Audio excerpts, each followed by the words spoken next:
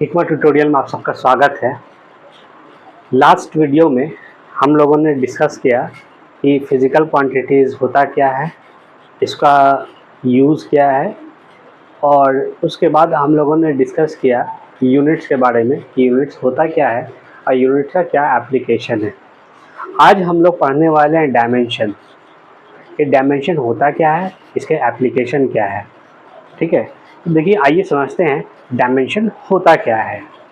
Okay, dimension होता क्या है, बस बेसिक से लोग समझते हैं कि डायमेंशन होता क्या है।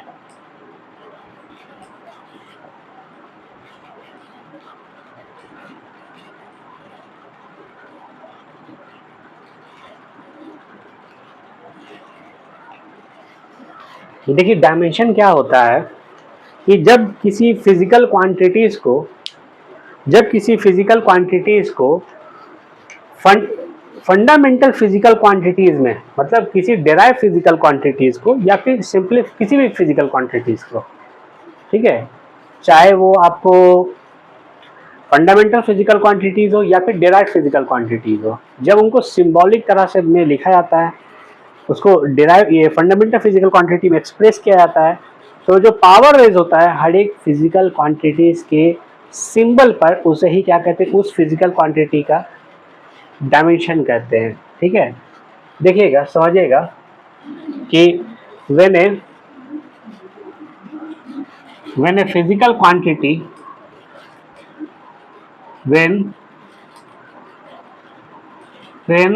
a physical quantity when a physical quantity when a physical quantity when a physical quantity is expressed,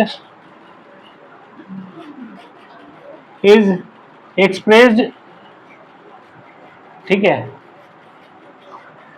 when a physical quantity is expressed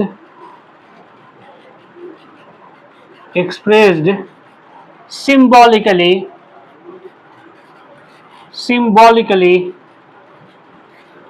ठीक है, symbolically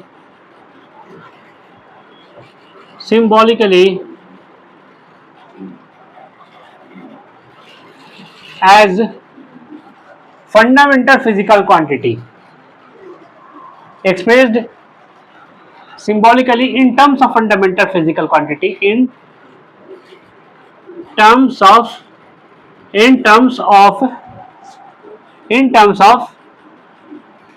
fundamental physical quantity,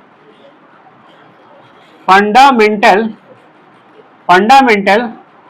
physical quantity,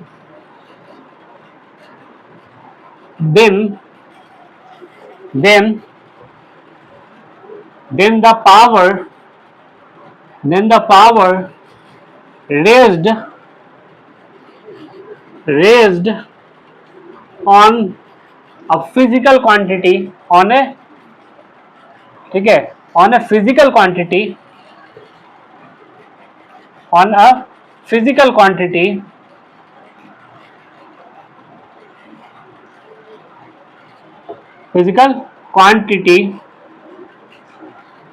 is called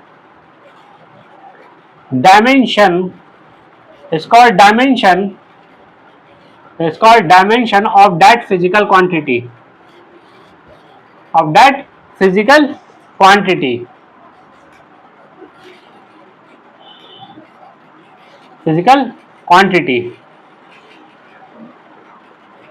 मतलब ये हुआ कि जब एक physical quantity को, चाहे वो फंडामेंटल फिजिकल क्वांटिटी हो, है ना, फंडामेंटल फिजिकल क्वांटिटी है तो उसको सिर्फ आप सिंबॉलिकली एक्सप्रेस कर दीजिए, या डिराइव फिजिकल क्वांटिटी है तो उसको फंडामेंटल फिजिकल क्वांटिटी में जब आप एक्सप्रेस करते हो सिंबॉलिकली, तो जो पावर रेज्ड होता है हर एक फिजिकल क्वांटिटी पे, किसी एक फिजिकल क्वांटिटी पे ही कह ले, वो उस फिजिकल क्वांटिटी का डायमेंशन कहलाता है उस, ठीक है। फॉर सेक ऑफ एग्जांपल आप ऐसे समझ लीजिए, ठीक है, एग्जांपल के तौर पर देख लीजिए, ठीक है, एक और मैं यहाँ पे टर्म जोड़ दे रहा हूँ, एंड द इक्वेशन, ठीक है, and the equation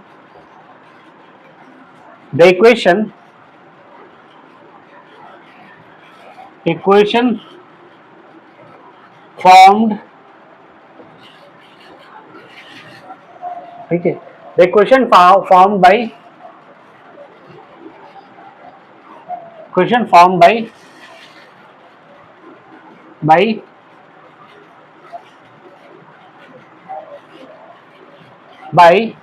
writing the equation formed by writing or derived physical quantity, derived physical quantity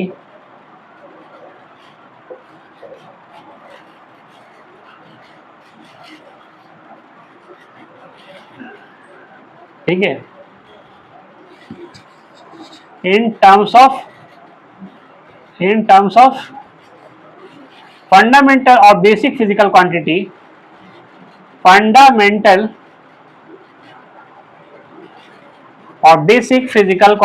fundamental क्या है, बेसिक क्या है, फंडामेंटल और basic physical quantity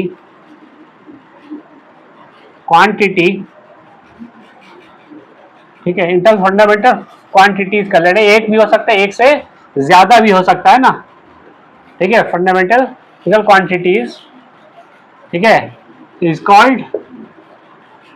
called dimensional equation, ठीक है, डायमेंशनल इक्वेशन,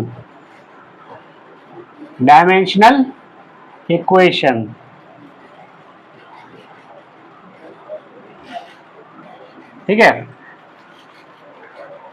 यहाँ पे भी IES कर दे रहे, जैसे कि जब लिखिएगा तो एक भी हो सकता है, एक से ज्यादा भी हो सकता है, ठीक है। देखिएगा एग्जांपल के तौर पर,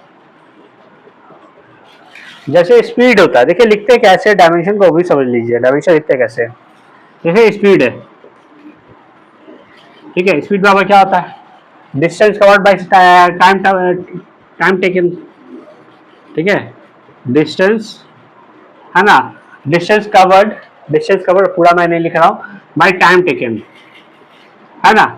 तो डिस्टेंस एक्चुअली क्या है, लेंथ होता है ना, लेंथ ऑफ पाथ होता है। तो स्पीड एक डिराइव फिजिकल क्वांटिटी है, ये दो फंडामेंटल या बेसिक फिजिकल क्वांटिटी पे निर्भर कर रही है, डिपेंड कर रही है।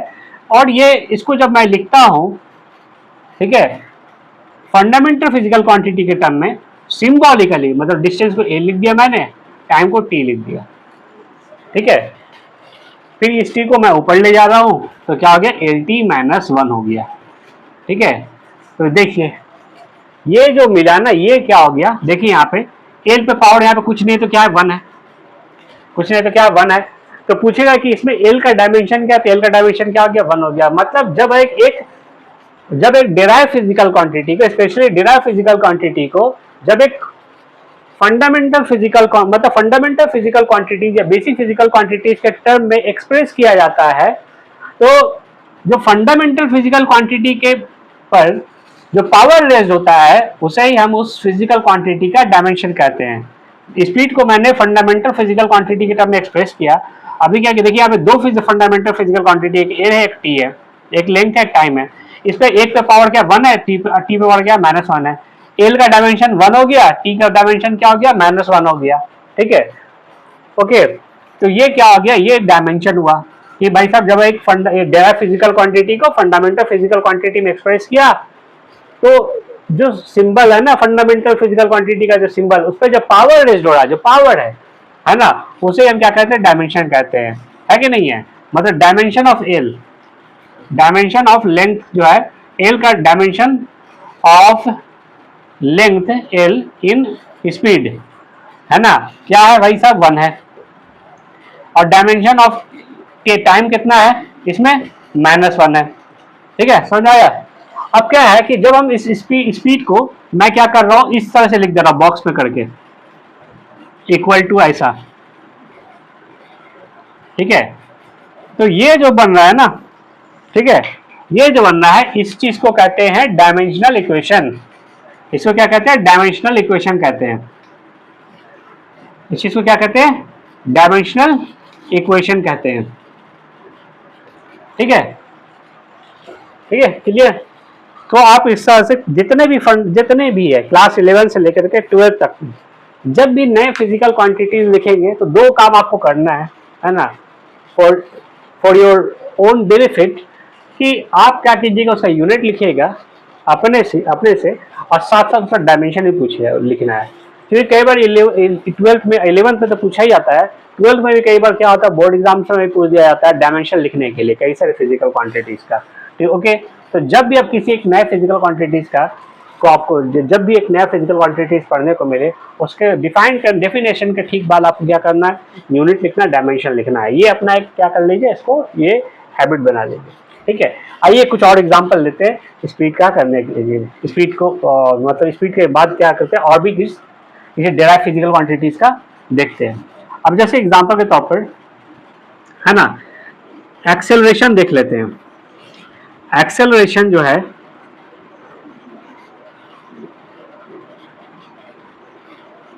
एक्सेलरेशन जो है बराबर क्या होता है ना, change in velocity, change in velocity by time taken, है ना, होता कि नहीं होता है कि नहीं है, change in velocity by time taken. अब देखिए स्पीड, वेलोसिटी और स्पीड का जो डायमेंशन होता है ना, बिल्कुल सेम होता है, बिल्कुल क्या होता है, सेम होता है। क्योंकि स्पीड क्या होता है, डिस्टेंस बाय टाइम होता है, और वेलोसिटी बराबर क्या होता है, डिस्प्लेसमेंट बाय टाइम होता है। डिस्टेंस और डिस्प्लेसमेंट क्या है, दो अलग सी फिजिकल क्वांटिटीज है, बट नेचर सेम है। एक क्या है, लेंथ ऑफ पाथ है, distance is the length of path, और डिस्प्लेसमेंट क्या होता है, डिस्प्लेसमेंट जो होता है वो क्या होता है कि दो पॉइंट का जो मिनिमम डिस्टेंस होता है ना, शॉर्टेस्ट पाथ जो होता है ना, दो पॉइंट के बीच का, वो क्या होता है, डिस्प्लेसमेंट का मैग्नीट्यूड होता है।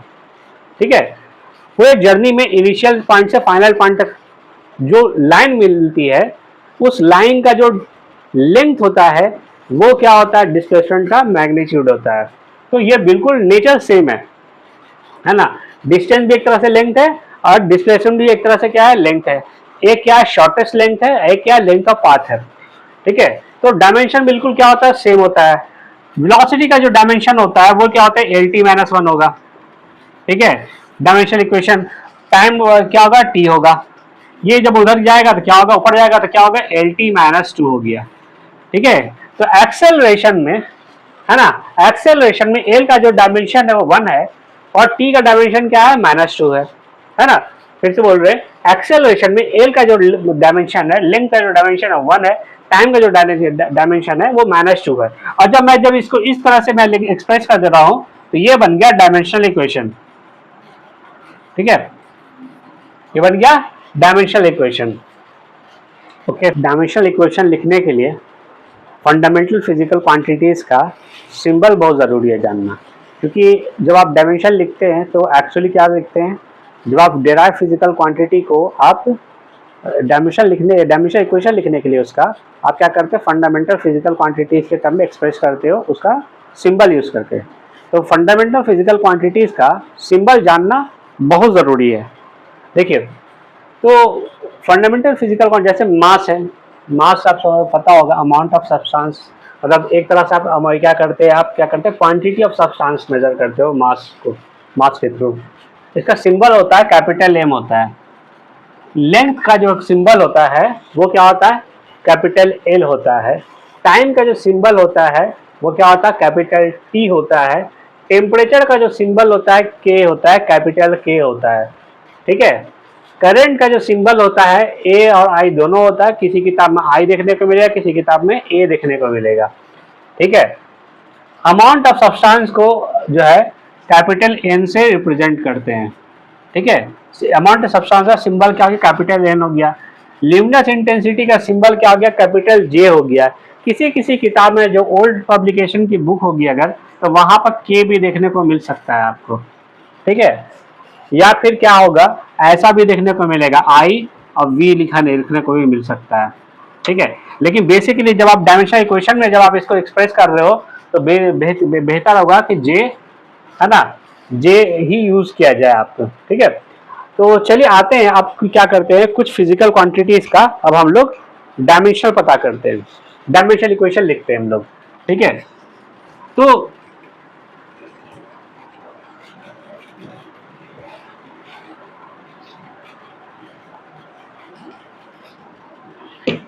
सबसे पहले आते हैं, चलिए पहला क्या, एरिया, क्या एरिया है ना, एरिया का डायमेंशन क्या होगा। जब भी किसी डेराइव फिजिकल क्वांटिटी का अगर आपको लिखना हो डायमेंशनल इक्वेशन, डायमेंशन पता करना हो, तो क्या करना है, उसके फॉर्मूला को लिखिए, उसके फॉर्मूला के थ्रू फंडामेंटल फिजिकल क्वांटिटी यानी कि बेसिक फिजिकल क्वांटिटी में एक्सप्रेस कीजिए। एरिया बराबर क्या होता है, जैसे रेक्टेंगल, कोई भी फॉर्मूला यूज कर लिख सकते हो। अब जो एरिया, सर्किल का जो एरिया का जो डायमेंशनल इक्वेशन होगा, वही क्या होगा, रेक्टेंगल का भी एरिया का होगा, है ना। वही क्या होगा, ये स्क्वायर का भी होगा, या फिर किसी 3 डायमेंशनल सरफेस का, किसी सॉलिड सरफेस का एरिया की बात कर लिया जाए, तो क्या होगा, एरिया का जो डायमेंशन होगा वो क्या होगा, सेम होगा। ऐसा नहीं है कि एरिया ऑफ स्क्वायर का डायमेंशन क्या कुछ और होगा और एरिया ऑफ कोन या फिर area surface area of sphere का डायमेंशन इक्वेशन कुछ और होगा। एरिया का डायमेंशन इक्वेशन क्या होगा, बिल्कुल सेम होगा, चाहे कोई भी 2D सरफेस हो 3D सरफेस हो, है ना। तो कोई भी फॉर्मूला आप लिख लीजिए अपने मन से, क्या होता है, ए लेंथ इनटू ब्रेथ होता है ना। लेंथ भी एक तरह से क्या होता है, लेंथ भी एक तरह का लेंथ ही है ना, लेंथ तो भाई सब लेंथ है ही। ब्रेथ क्या होता है, ये क्या होता है, मतलब बेसिकली क्या करते हैं, ब्रेथ भी क्या होता है, एक साइड में जो मेजरमेंट होता है उसको ब्रेथ कहते हैं, है ना, या फिर ब्रेथ कहते हैं। तो ये इसको एक्सप्रेस करोगे, एल को कैसे रिप्रेजेंट करते हैं, कैपिटल एल से, बी को भी कैसे रिप्रेजेंट करेंगे फंडामेंटल फिजिकल क्वांटिटी में, क्या होगा, कैपिटल एल से। तो इसका डायमेंशन इक्वेशन क्या आ गया, एल स्क्वायर आ गया, है ना। डायमेंशन इक्वेशन क्या आ गया, एल स्क्वायर हो गया। तो देखिए एरिया का क्या होगा, डायमेंशन इक्वेशन क्या हो गया, एल स्क्वायर हो गया, ठीक है। सिमिलरली क्या होता है, वॉल्यूम का ले लें, वॉल्यूम का निकालना है आपको, ठीक है, वॉल्यूम का डायमेंशन इक्वेशन पता करना है। अब वही बात एरिया की तरफ वॉल्यूम में भी सेम बात है, चाहे वो क्या हो, किसी भी 3 डायमेंशनल किसी भी सॉलिड ऑब्जेक्ट का वॉल्यूम का डायमेंशन सेम होगा। अगर आपसे पूछा जाए, बताइए कि आप वॉल्यूम ऑफ स्फीयर का डायमेंशन लिखिए, और फिर वॉल्यूम ऑफ क्या हो कि वॉल्यूम ऑफ क्यूब का लिखे या क्यूबाइड का, कुछ भी सॉलिड ऑब्जेक्ट हो, वॉल्यूम का जो डायमेंशनल इक्वेशन होगा वो क्या होगा, ऑलवेज सेम होगा। अब इसका डायमेंशनल इक्वेशन लिखना है तो जो आपको पता, जो भी फॉर्मूला आपको पता किसी भी एक सॉलिड सरफेस का, सॉरी किसी एक सॉलिड ऑब्जेक्ट का, वो आप लिख दीजिए, है ना। क्या होता है, जैसे क्या होता है, क्यूबाइड का क्या होता है, L into B into H होता है ना। ये तीनों ही क्या होता है, लेंथ ही है, तीनों को ही क्या, तीन ही क्या है, लेंथ है, तीनों ही क्या है, एक लेंथ है ना। जब क्या करते हो आप लेंथ वाइज, क्या मतलब, एल मतलब लेंथ हो गया, ठीक है, फ्रंट साइड से जैसे मेजर कर दिया आपने, ठीक है, साइड वेज मेजर कर, साइड वेज का जो लेंथ हो गया वो उसे ब्रेथ कह देते हो या ब्रेथ कह देते हो आप, और अगर परपेंडिकुलर जो आप मेजर करते हो उसे आप हाइट कह लेते हो। तो एक्चुअली तीनों का तीनों लेंथ ही है, तो इसको मल्टीप्लाई करके क्या हो गया, एल क्यूब हो गया, यानी एल का जो डायमेंशन है वो क्या हो गया, 3 हो गया। तो वॉल्यूम का जो डायमेंशनल इक्वेशन आया है वो भाई साहब आया है क्या, एल क्यूब आया है, ठीक है, इस तरह से लिख दीजिए, ठीक है। तो ये सेम चीज है, याद रखना है। अब क्या है, इसके साथ साथ, ठीक है, इसके साथ साथ बात कर लें, किसी भी ये हो, मतलब अब क्या है कि अब डिस्टेंस का ले लें आप, ठीक है, डिस्टेंस का ले लेते हैं, ठीक है, ठीक है, डिस्टेंस हो, है ना। डिस्टेंस का डायमेंशन इक्वेशन क्या होगा भाई साहब, ये तो अपने आप फंडामेंटल फिजिकल क्वांटिटी, डिस्टेंस का लेंथ का पार्ट होता है, उसका डायमेंशन क्या होगा, एल होगा, है ना। इसका क्या होगा, इसका क्या होगा, डायमेंशन इक्वेशन क्या होगा, एल होगा, ठीक है। डिस्प्लेसमेंट का क्या होगा, तो भी एल ही होगा, ठीक है। तो डिस्टेंस को मेजर करने वाला, डिस्टेंस को मेजर करने वाला कोई भी फिजिकल क्वांटिटी हो, कोई भी फिजिकल क्वांटिटी हो, जैसे बड़ी बड़ी फिजिकल क्वांटिटी जो हमने पढ़ रखा है, जैसे क्या होता है, लाइट ईयर होता है, पार्सेक होता है, एस्ट्रोनॉमिकल यूनिट होता है, इन सब का डायमेंशन क्या होगा, सेम होगा। All length have same dimension, है ना, ऑल लेंथ, है ना, ऑल लेंथ, याद रखिएगा, इस बात को ध्यान रखिएगा कि ऑल लेंथ, है ना, ऑल लेंथ ऑल लेंथ, है ना, all length, all types, all length have same dimension, same dimension क्या होगा, सब जितना भी तरह का लेंथ होगा ना वो क्या होगा, सेम डायमेंशन होगा, है ना। यानी कि ठीक है, चाहे आप डिस्प्लेसमेंट क्या लें, डिस्प्लेसमेंट वेक्टर क्वांटिटी है तो हम इसके मैग्नीट्यूड के बारे में बात कर रहे हैं। डिस्प्लेसमेंट का मैग्नीट्यूड क्या लीजिए, है ना, डिस्टेंस क्या लीजिए, ठीक है। आप लाइट ईयर का लीजिए, लाइट ईयर भी क्या होता है, डिस्टेंस का ही यूनिट है ना, बहुत बड़ा यूनिट है, ठीक है। हेवनली बॉडीज के या फिर सेलेस्टियल बॉडीज के दो प्लैनेट, दो स्टार के बीच का डिस्टेंस पता करने के लिए यूज किया जाता है, ठीक है, लाइट ईयर, ठीक है। लाइट ईयर कह लीजिए, पार्सेक कह लीजिए, पार्सेक कह लीजिए, या फिर क्या कह लीजिए, एस्ट्रोनॉमिकल यूनिट है ना, एस्ट्रोनॉमिकल यूनिट होता है एक, ठीक है। एस्ट्रोनॉमिकल यूनिट बेसिकली क्या है, मैंने बताया था कि सन और अर्थ के बीच का जो एवरेज डिस्टेंस है उस डिस्टेंस को एस्ट्रोनॉमिकल यूनिट कहा जाता है। तो एस्ट्रोनॉमिकल यूनिट किसी भी तरह का लेंथ क्या होगा का यूनिट जो होगा उन सब का क्या होगा, डायमेंशन क्या होगा, सेम हो जाएगा, ठीक है। ये क्या होगा, इन सब का डायमेंशन क्या है, सेम है, have same dimension, have same dimension, इन सब का डायमेंशन क्या होगा, सेम होगा, ठीक है। अब क्या है, आते हैं हम लोग इस बात पे, ठीक है।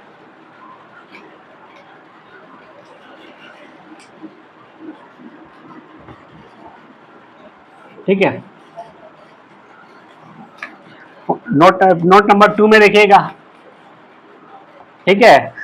देखिए जितने भी फिजिकल क्वांटिटी जो बेसिकली क्या कर रही है स्पीड को मेजर कर रही है ना, उनका क्या होगा, डायमेंशन क्या होगा, सेम होगा। All all physical quantities, all physical all physical quantities, all physical quantities, all physical quantities, all physical quantities pertaining to pertaining to pertaining to pertaining to speed, speed, है ना, pertaining to speed have same dimension, have same dimension, have same dimension। अब क्या है, speed है, speed क्या क्या होता है, फिजिकल क्वांटिटी स्पीड का डायमेंशन इक्वेशन क्या होता है, LT-1 होता है, ठीक है। तो वेलोसिटी जो होता है, वेलोसिटी क्या होता है ना, वेलोसिटी क्या होता है, displacement covered in unit time, मतलब टाइम रेशियो होता है डिस्टेंस डिस्प्लेसमेंट का, वेलोसिटी, है ना। वो भी एक तरह से क्या है, स्पीड से, स्पीड ही की तरह फिजिकल क्वांटिटी है। दो अलग ही, स्पीड और वेलोसिटी दो अलग फिजिकल क्वांटिटी, दोनों सेम नहीं है, लेकिन लेकिन इस बात को आप समझिए कि दोनों का डायमेंशन सेम कहा जा रहा है यहाँ पे, दोनों मतलब इसका जा रहा है कि ये मतलब स्पीड से जुड़ा हुआ है ना। जैसे कि अगर कोई रेक्टिलिनियर पाथ पे कोई मूव कर रहा है तो उस केस में क्या होगा कि वेलोसिटी का जो मैग्नीट्यूड होगा स्पीड के बराबर होगा, है ना। देखो बेसिकली क्या होता है, स्पीड और वेलोसिटी दोनों सेम सेंस में यूज किया जाता है, ठीक है। ये अलग, दोनों अलग क्वांटिटीज है, किसी पॉइंट पर क्या होगा, वेलोसिटी 0 हो जाएगा लेकिन स्पीड क्या हो जाएगा, 0 नहीं होगा। दोनों अलग अलग तरह से कैलकुलेट किया जाता है, लेकिन स्पीड मतलब सेंस दोनों का लगभग सेम ही होता है, ठीक है।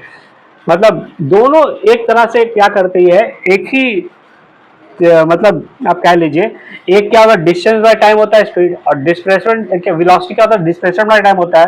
तो डिस्प्लेसमेंट भी एक तरह का क्या लेंथ है ना। तो समझिए कि एक ही कैटेगरी से, तो एक ही तरह का जो एक ही कैटेगरी में पढ़ने वाला फिजिकल क्वांटिटीज जो होता है उन सब का डायमेंशन क्या होता है, सेम होता है।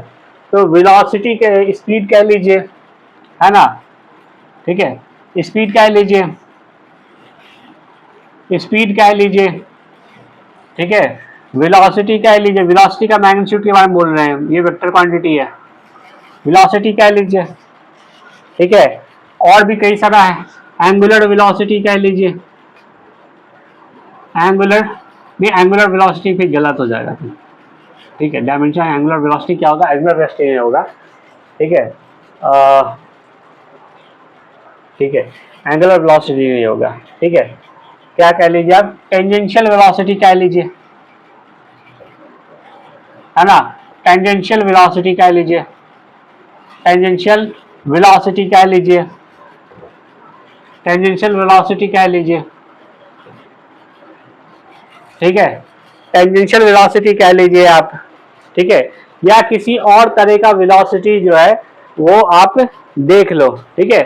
किसी भी तरह का वेलोसिटी जो हो जाएगा उन सब का क्या होगा, डायमेंशन सेम हो जाएगा, ठीक है। उन सब का डायमेंशन सेम हो जाएगा, ठीक है। तो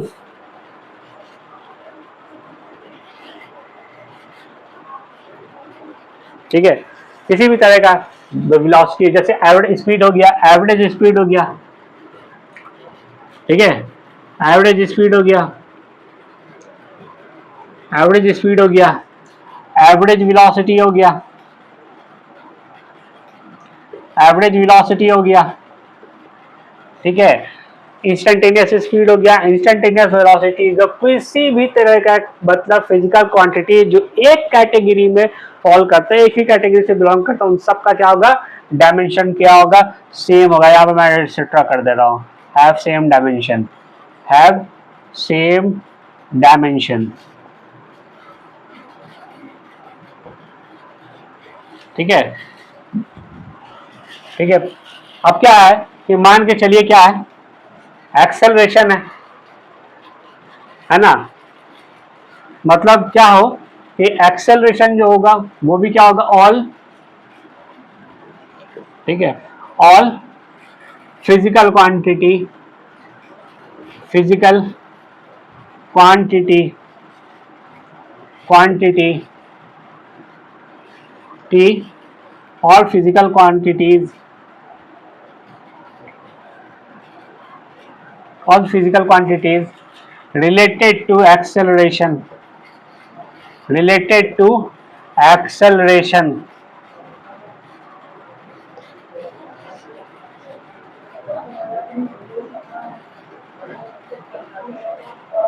have same dimension, have same dimension, have same dimension, all physical quantities related to acceleration have same dimension, ठीक है। मतलब जितने भी फिजिकल क्वांटिटी है जो एक्सेलरेशन से रिलेटेड है उनका डायमेंशन क्या होता है, सेम होता है, ठीक है। चाहे किसी भी तरह का एक्सेलरेशन हो जाए, ठीक है, किसी भी तरह का एक्सेलरेशन हो जाए, मतलब इंस्टेंटेनियस एक्सेलरेशन, ठीक है, इंस्टेंट, ठीक है, इंस्टेंट, ठीक है, टेनियस, इंस्टेंटेनियस एक्सेलरेशन, ठीक है, इंस्टेंटेनियस एक्सेलरेशन हो गया, ठीक है। एवरेज एक्सेलरेशन हो गया, है ना, शॉर्ट में भी लिख रहा हूं, एवरेज एक्सेलरेशन हो गया, ठीक है। रेडियल एक्सेलरेशन हो गया, रेडियल एक्सेलरेशन हो गया, रेडियल एक्सेलरेशन हो गया, रेडियल एक्सेलरेशन हो गया, टेंजेंशियल एक्सेलरेशन हो गया, ठीक है, टेंजेंशियल एक्सेलरेशन हो गया। सबका क्या होता है, सबका डायमेंशन क्या होता है, सेम होता है, हैव सेम डायमेंशन, है ना, हैव सेम डायमेंशन, ठीक है। आपको पहले निकाला भी जा चुका है, एक्सेलरेशन का डायमेंशन क्या होता है, LT - 2। कुछ कुछ बेसिक बेसिक का आपको याद रखना है, ताकि कुछ कुछ बड़े जो कॉम्प्लेक्स जो फिजिकल क्वांटिटीज है उनका आप डायमेंशन लिख सकें, इसलिए कुछ कुछ का तो आपको याद रखना पड़ेगा, ठीक है। तो सेम कैटेगरी में पढ़ने वाले फिजिकल क्वांटिटीज का डायमेंशन। मोमेंटम क्या होता है, ठीक है, मोमेंटम को संवेग कहते हैं हिंदी में, इसका क्या होता है कि डायमेंशन हम लोग कैसे निकालेंगे हम लोग, ठीक है। देखिए मोमेंटम को किससे रिप्रेजेंट करते हैं, मास और वेलोसिटी का प्रोडक्ट होता है, ठीक है। आगे इसका डायमेंशन क्वेश्चन, एम को रिप्रेजेंट करते हैं कैसे, एम से रिप्रेजेंट करते हैं, मास को एम से रिप्रेजेंट करते हैं, वेलोसिटी का डायमेंशन क्या होता है अभी भी हम लोगों ने निकाला है सबसे पहले, एल टी माइनस वन होता है, ठीक है। तो ये मास का क्या होता है, डायमेंशन एम होता है, आप इसको मर्ज कर लोगे तो क्या होगा, M L T minus one हो जाएगा, ठीक है। ये क्या हो गया, मोमेंटम का डायमेंशनल इक्वेशन हो गया। अब क्या करना है आपको, है ना, एंगुलर मोमेंटम बोल रहे हैं, ठीक है। क्या होता है, एंगुलर मोमेंटम होता है, एंगुलर मोमेंटम होता है, ठीक है। अब एंगुलर मोमेंटम निकालना है भाई साहब, एंगुलर मोमेंटम का डायमेंशन निकालना है भाई साहब, ठीक है। ये पढ़ना है रोटेशनल मोशन में, आपको रोटेशन में पढ़ना है। एंगुलर मोमेंटम एल से रिप्रेजेंट करते हैं, ठीक है। ये क्या होता है, रेडियस वेक्टर और, ठीक है, रेडियस वेक्टर और वेलोसिटी वेक्टर का क्या होता है, क्रॉस प्रोडक्ट होता है। इसका मैग्नीट्यूड क्या होता है, M R V sine theta होता है, ठीक है। अब देखिए क्या आता है, इसका डायमेंशन लिखना है एल का, ठीक है। मास को एम से रिप्रेजेंट करते हैं भाई साहब, ठीक है। आर को कैसे रिप्रेजेंट करते हैं, एल से रिप्रेजेंट करते हैं। वी का क्या होता है, एल टी माइनस वन होता है, ठीक है। अब देखिए क्या होगा, साइन थीटा मतलब ये टी रेशियो क्या होता है भाई साहब, ये डायमेंशनलेस चीज होता है ना। जितना भी टी रेशियो, ट्रिगोनोमेट्रिक रेशियो सबका सब क्या होता है, डायमेंशनलेस होता है। इनको मर्ज कर दीजिए तो you will get M L T minus one, M L T minus one हो जाएगा, ठीक है। ये एंगुलर मोमेंटम हो गया, ठीक है। अब देखो दूसरा नेक्स्ट क्या है, नेक्स्ट होगा फोर्स, ठीक है। नेक्स्ट क्या होगा, फोर्स होगा, ठीक है। फोर्स बल क्लास 6 से पढ़ते चले आ रहे, इसका डायमेंशन क्या होगा भाई साहब, है ना। फोर्स का फॉर्मूला पढ़ोगे, मास इनटू एक्सेलरेशन, है ना, क्लास 9 से पढ़ते आ रहे हैं। एम का डायमेंशन क्या होता है, एम को कैसे प्रेजेंट करते हैं, कैपिटल एम से। ए का ए फॉर एक्सेलरेशन है, एक्सेलरेशन क्या होता है, एल टी माइनस टू, अभी हम लोगों ने किया भी है मोमेंटम से पहले। मर्ज कीजिएगा तो फोर्स का क्या होगा, M L T minus two हो जाएगा, M L T minus two हो जाएगा। देखिए तो फोर्स का क्या आया भाई साहब, फोर्स का डायमेंशन इक्वेशन आया है, फोर्स डायमेंशन इक्वेशन आया है, M L two minus two आया है। तो अब इसका याद रखिएगा नोट के तौर पर कि जितने भी तरह का फोर्स होता है, ठीक है, all types of force, all types of forces have same dimension, have, ठीक है, have same dimension। जितने भी तरह का फोर्स आप फिजिक्स में सुनिएगा, क्लास 11 में सुनिएगा, क्लास 12 में सुनिएगा, चाहे वो किस फिजिक्स से किसी ब्रांच का क्या हो फोर्स हो, उन सब का डायमेंशन क्या होगा, सेम होगा। चाहे मैकेनिक्स पढ़ ले, चाहे वो आप क्या कर ले, ऑप्टिक्स पढ़ ले, वेव ऑप्टिक्स पढ़ ले, लाइट ऑप्टिक्स पढ़ ले, चाहे आप इलेक्ट्रिसिटी पढ़ ले, मैग्नेटिज्म पढ़ ले, चाहे वो आप मॉडर्न फिजिक्स में पढ़ ले, जहां कहीं भी फोर्स आप देखिएगा, चाहे किसी भी तरह का फोर्स हो, उनका डायमेंशन क्या होगा, सेम होगा, है ना। किसी भी तरह का फोर्स हो, उनका डायमेंशन क्या होगा, सेम होगा भाई साहब। जैसे कि क्या है, मिसाल के तौर पर थ्रस्ट हो गया, ठीक है, थ्रस्ट हो गया, ठीक है, थ्रस्ट हो गया, थ्रस्ट आप फिर थ्रस्ट हो गया यहाँ पे, और फिर आप ले लो क्या लोगे, टेंशन हो गया, है ना। टेंशन है क्या होता है, फोर्स होता है, ठीक है। इलेक्ट्रोस्टैटिक फोर्स ले लो आप, ठीक है, इलेक्ट्रोस्टैटिक फोर्स ले लो, ठीक है। चाहे वो आप स्प्रिंग फोर्स ले लो, ठीक है, चाहे वो क्या ले लो, स्प्रिंग फोर्स ले लो भाई साहब, चाहे वो आप क्या कर लो, नॉर्मल रिएक्शन फोर्स ले लो, नॉर्मल रिएक्शन फोर्स ले लो भाई साहब आप, ठीक है। चाहे वो आप किसी भी तरह का फोर्स ले लो, किसी भी तरह का फोर्स ले लो, सेंट्रीपिटल फोर्स ले लो भाई साहब आप, है ना, सेंट्रीपिटल फोर्स ले लो आप भाई साहब, ठीक है।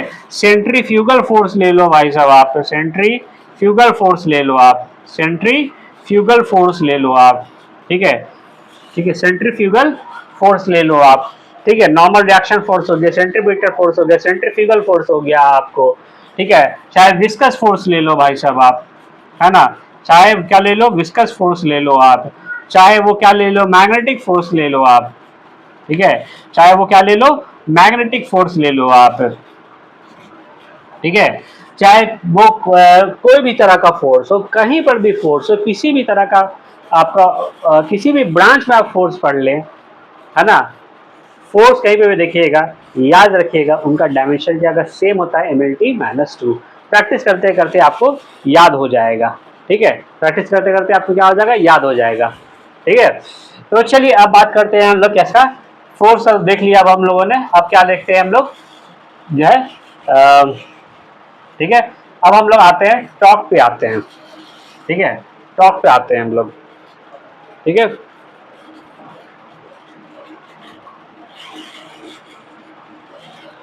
ठीक है,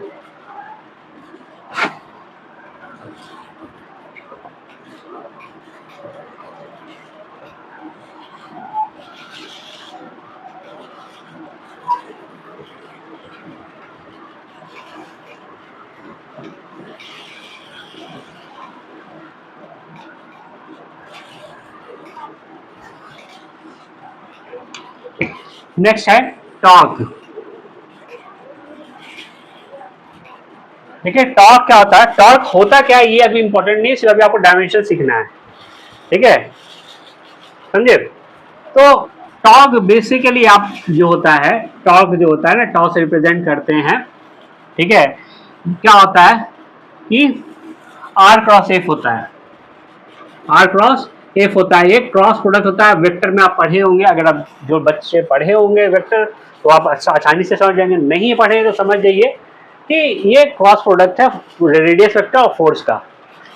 अब क्या है कि आर क्रॉस एफ कर रहे हो, ठीक है, तो क्या होता है इसका फॉर्मूला होता है, देखिए वेक्टर को दो तरह से मल्टीप्लाई करते हैं, एक स्केलर मल्टीप्लिकेशन, एक वेक्टर मल्टीप्लिकेशन होता है, ठीक है, एक स्केलर मल्टीप्लिकेशन होता है, एक क्या होता है वेक्टर मल्टीप्लिकेशन होता है, ठीक है।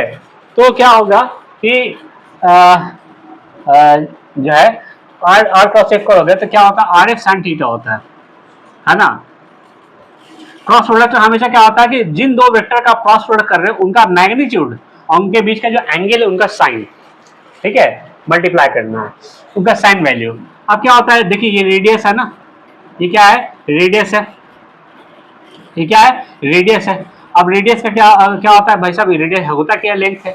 फोर्स का अभी भी आप पढ़े क्या MLT-2, ये तो करते करते याद हो जाएगा आपको, ठीक है। और जितना भी टी रेशियो होता है वो क्या होता है ना, डायमेंशन लेस होता है। इनको मर्ज कीजिएगा तो टॉर्क का वैल्यू आएगा, है ना, टॉर्क का वैल्यू क्या आएगा ML²T-2 आएगा, ठीक है, याद रखिएगा टॉर्क का क्या होगा डायमेंशन ML²T-2 हो गया।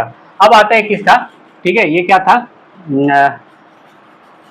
सही है, ये क्या था 7 नंबर था ना, ठीक है, चलिए 7 नंबर, ठीक है। अब क्या है, अब बात करते हैं किसका, है ना, टॉर्क हो गया। अब बात करते हैं वर्क का, ठीक है, वर्क का, वर्क वर्क बराबर क्या होता है, फिजिक्स का वर्क कैसे डिफाइन करते हैं क्लास 9 में पढ़े होंगे, ठीक है। वर्क जो होता है, वर्क भी क्या होता है भाई साहब, वर्क जो होता है फोर्स और डिस्प्लेसमेंट का डॉट प्रोडक्ट होता है।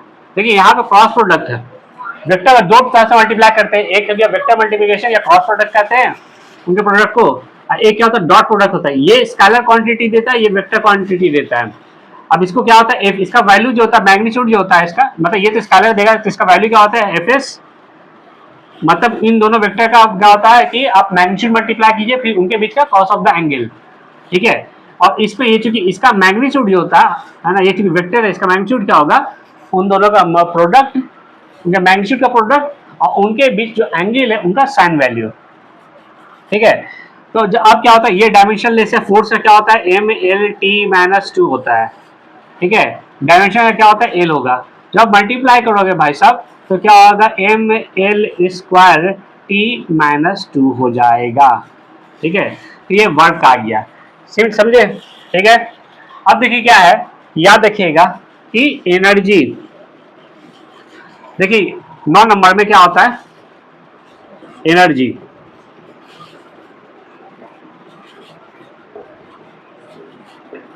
ठीक है।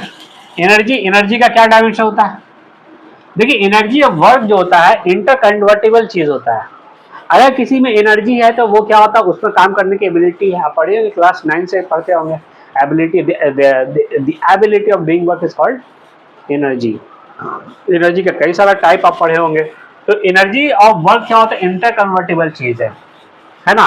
अगर कोई एनर्जी है तो वो वर्क कर सकता है और कोई वर्क कीजिएगा किसी चीज पे तो उसमें एनर्जी स्टोर हो जाती है। ठीक है, तो एनर्जी ऑफ वर्क क्या होता है, डायमेंशन क्या होता है, सेम होता है। जो भाई इसका डायमेंशन है भाई क्या होगा, ml² t माइनस, इसका भी डायमेंशन होगा, इसका भी डायमेंशन होगा।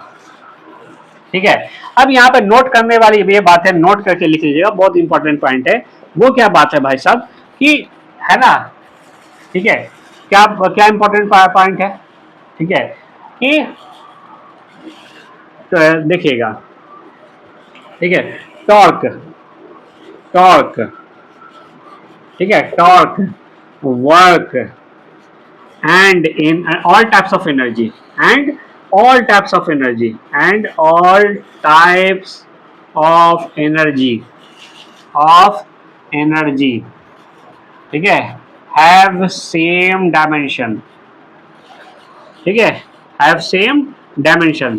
देखिए किसी भी तरह की एनर्जी हो जाए, देखिए टॉर्क, वर्क, एनर्जी, ठीक है, सबका डायमेंशन क्या होता है, ml² t-2 होता है। किसी भी तरह की एनर्जी हो जाए, किसी भी तरह के, फिजिक्स के आप लगभग 5 ब्रांच पढ़ने वाले, अभी मैकेनिक्स पढ़ रहे हो आप, 12th 11 में क्या मैकेनिक्स आप पढ़ रहे हो, मैकेनिक्स में बाद आप क्या पढ़ोगे भाई साहब, थर्मोडायनेमिक्स पढ़ोगे आप, थर्मोडायनेमिक्स के बाद क्या होगा, उसे वेव ऑप्टिक्स पढ़ोगे आप, वेव ऑप्टिक्स का कुछ पार्ट 12th में भी है। ठीक है, उसके बाद क्या करोगे, 12th में जाओगे, इलेक्ट्रिसिटी एंड मैग्नेटिज्म पढ़ोगे भाई साहब। ठीक है, उसके बाद आप पढ़ लोगे आप वहाँ पे ये मॉडर्न फिजिक्स पढ़ोगे आप, लाइट ऑप्टिक्स पढ़ोगे आप, है ना, फिजिक्स और वेव ऑप्टिक्स का कुछ पार्ट पढ़ोगे वहां पे।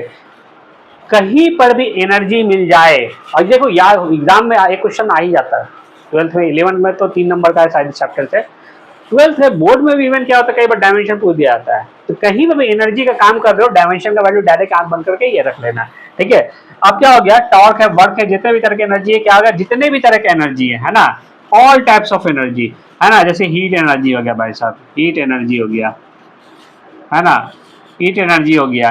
ठीक है, potential energy, gravitational potential energy, है ना, gravitational, gravitational potential energy, potential energy,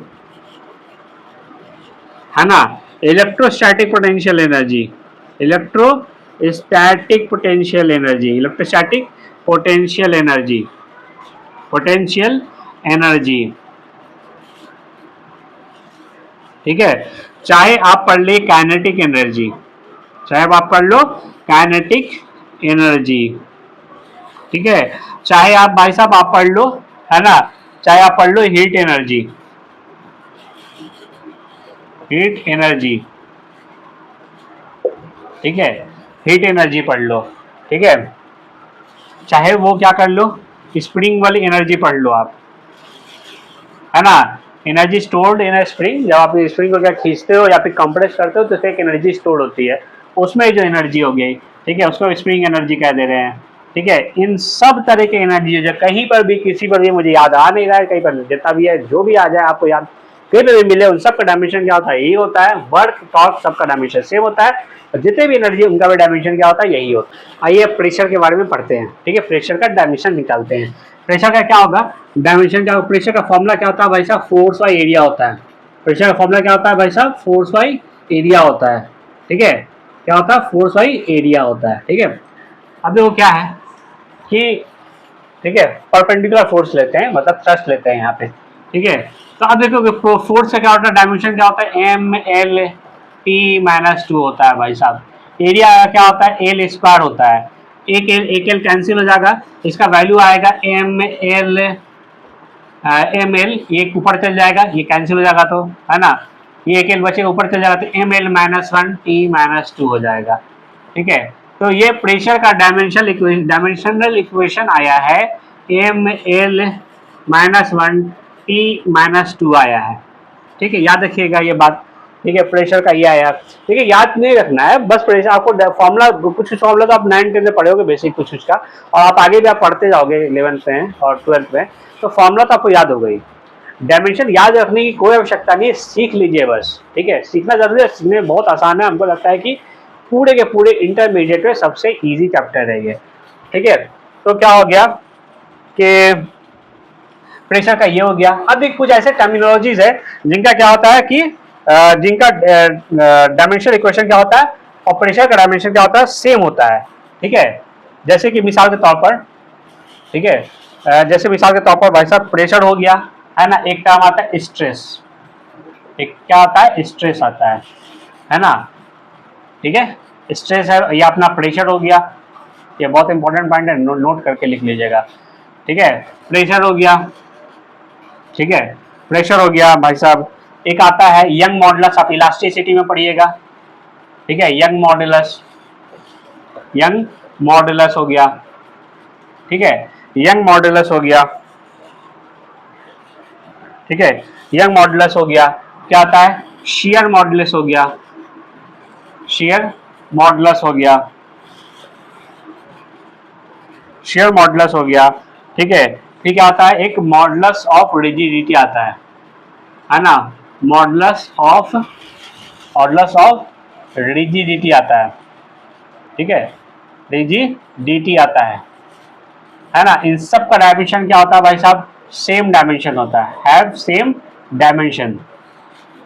क्या होता है इन सबका डायमेंशन, क्या होता है भाई साहब, सबका डायमेंशन क्या होता है, सेम होता है, सेम डायमेंशनल इक्वेशन होता है इन सबका, ठीक है, याद रखिएगा आप। कुछ डायमेंशन, कुछ इंपॉर्टेंट टर्म्स का डायमेंशन है, जैसे कोएंसिटिविटी की जो है उसका डायमेंशन क्या होता है, ml -1 t-2 होता है, ठीक है। और क्या होता है, डीके कांस्टेंट होता है, उसका क्या होता है, t-1 होता है। हो सकता है कि आप इसको कहीं ऐसा भी लिखा दे सकते हैं, m सॉरी m0, मतलब m पे पावर 0 हो गया, l पे पावर 0 t-1, ठीक है, ऐसा भी देखा हुआ लिख सकते हैं। व्हील्स कांस्टेंट क्या होता है, उसी तरह से क्या होगा, m पे पावर 0 है, l का डायमेंशन 1 है, t का डायमेंशन 0 है, k-1, ठीक है। उसी तरह से स्टीफन कांस्टेंट है, क्या होता है भाई साहब, m पे पावर 1 है, l पे पावर 2 है, t पे पावर क्या -3, k पे पावर क्या है -4 है। तो ये कुछ टर्म्स है, आने वाले चैप्टर्स में फिजिक्स के चैप्टर्स आप पढ़ने को मिलेगा, लेकिन इससे जुड़ा हुआ क्वेश्चन आपको इस चैप्टर में कई सारे किताब में देखने को मिलेगा। अगर इन सब के अलावा बहुत अगर कोई और नया टर्म मिल जाए जिसे मैंने नहीं पढ़ाया है, तो आप क्या कर देना, गूगल कर देना, उनका फॉर्मूला देख लेना, ठीक है। फिर उस फॉर्मूला में कोई टर्म नहीं है तो फिर उसका फॉर्मूला देख करके आप वैल्यू पुट करके उनका फॉर्मूला रख के आप डायमेंशन निकाल सकते हो, ठीक है। न्यूमेरिकल बनाने के लिए सबसे बड़ी चीज होती है कि आपके अंदर क्या है कि, है ना, एक जुझारूपन होना चाहिए, आपको बनाना है भाई, ठीक है, तभी आपसे न्यूमेरिकल बन पाएगा, ठीक है। तो ये देखिए क्या है, डायमेंशन क्या हो गया, कुछ इंपॉर्टेंट टर्म्स है इसका है, ठीक है। दूसरी बात है, आप देखिए डेंसिटी टर्म्स का हम डायमेंशन देखते हैं, ठीक है, इधर आप प्रेशर का, सबसे क्या है डायमेंशन, डेंसिटी टर्म्स का देखते हैं, ठीक है, डेंसिटी टर्म का देखते हैं।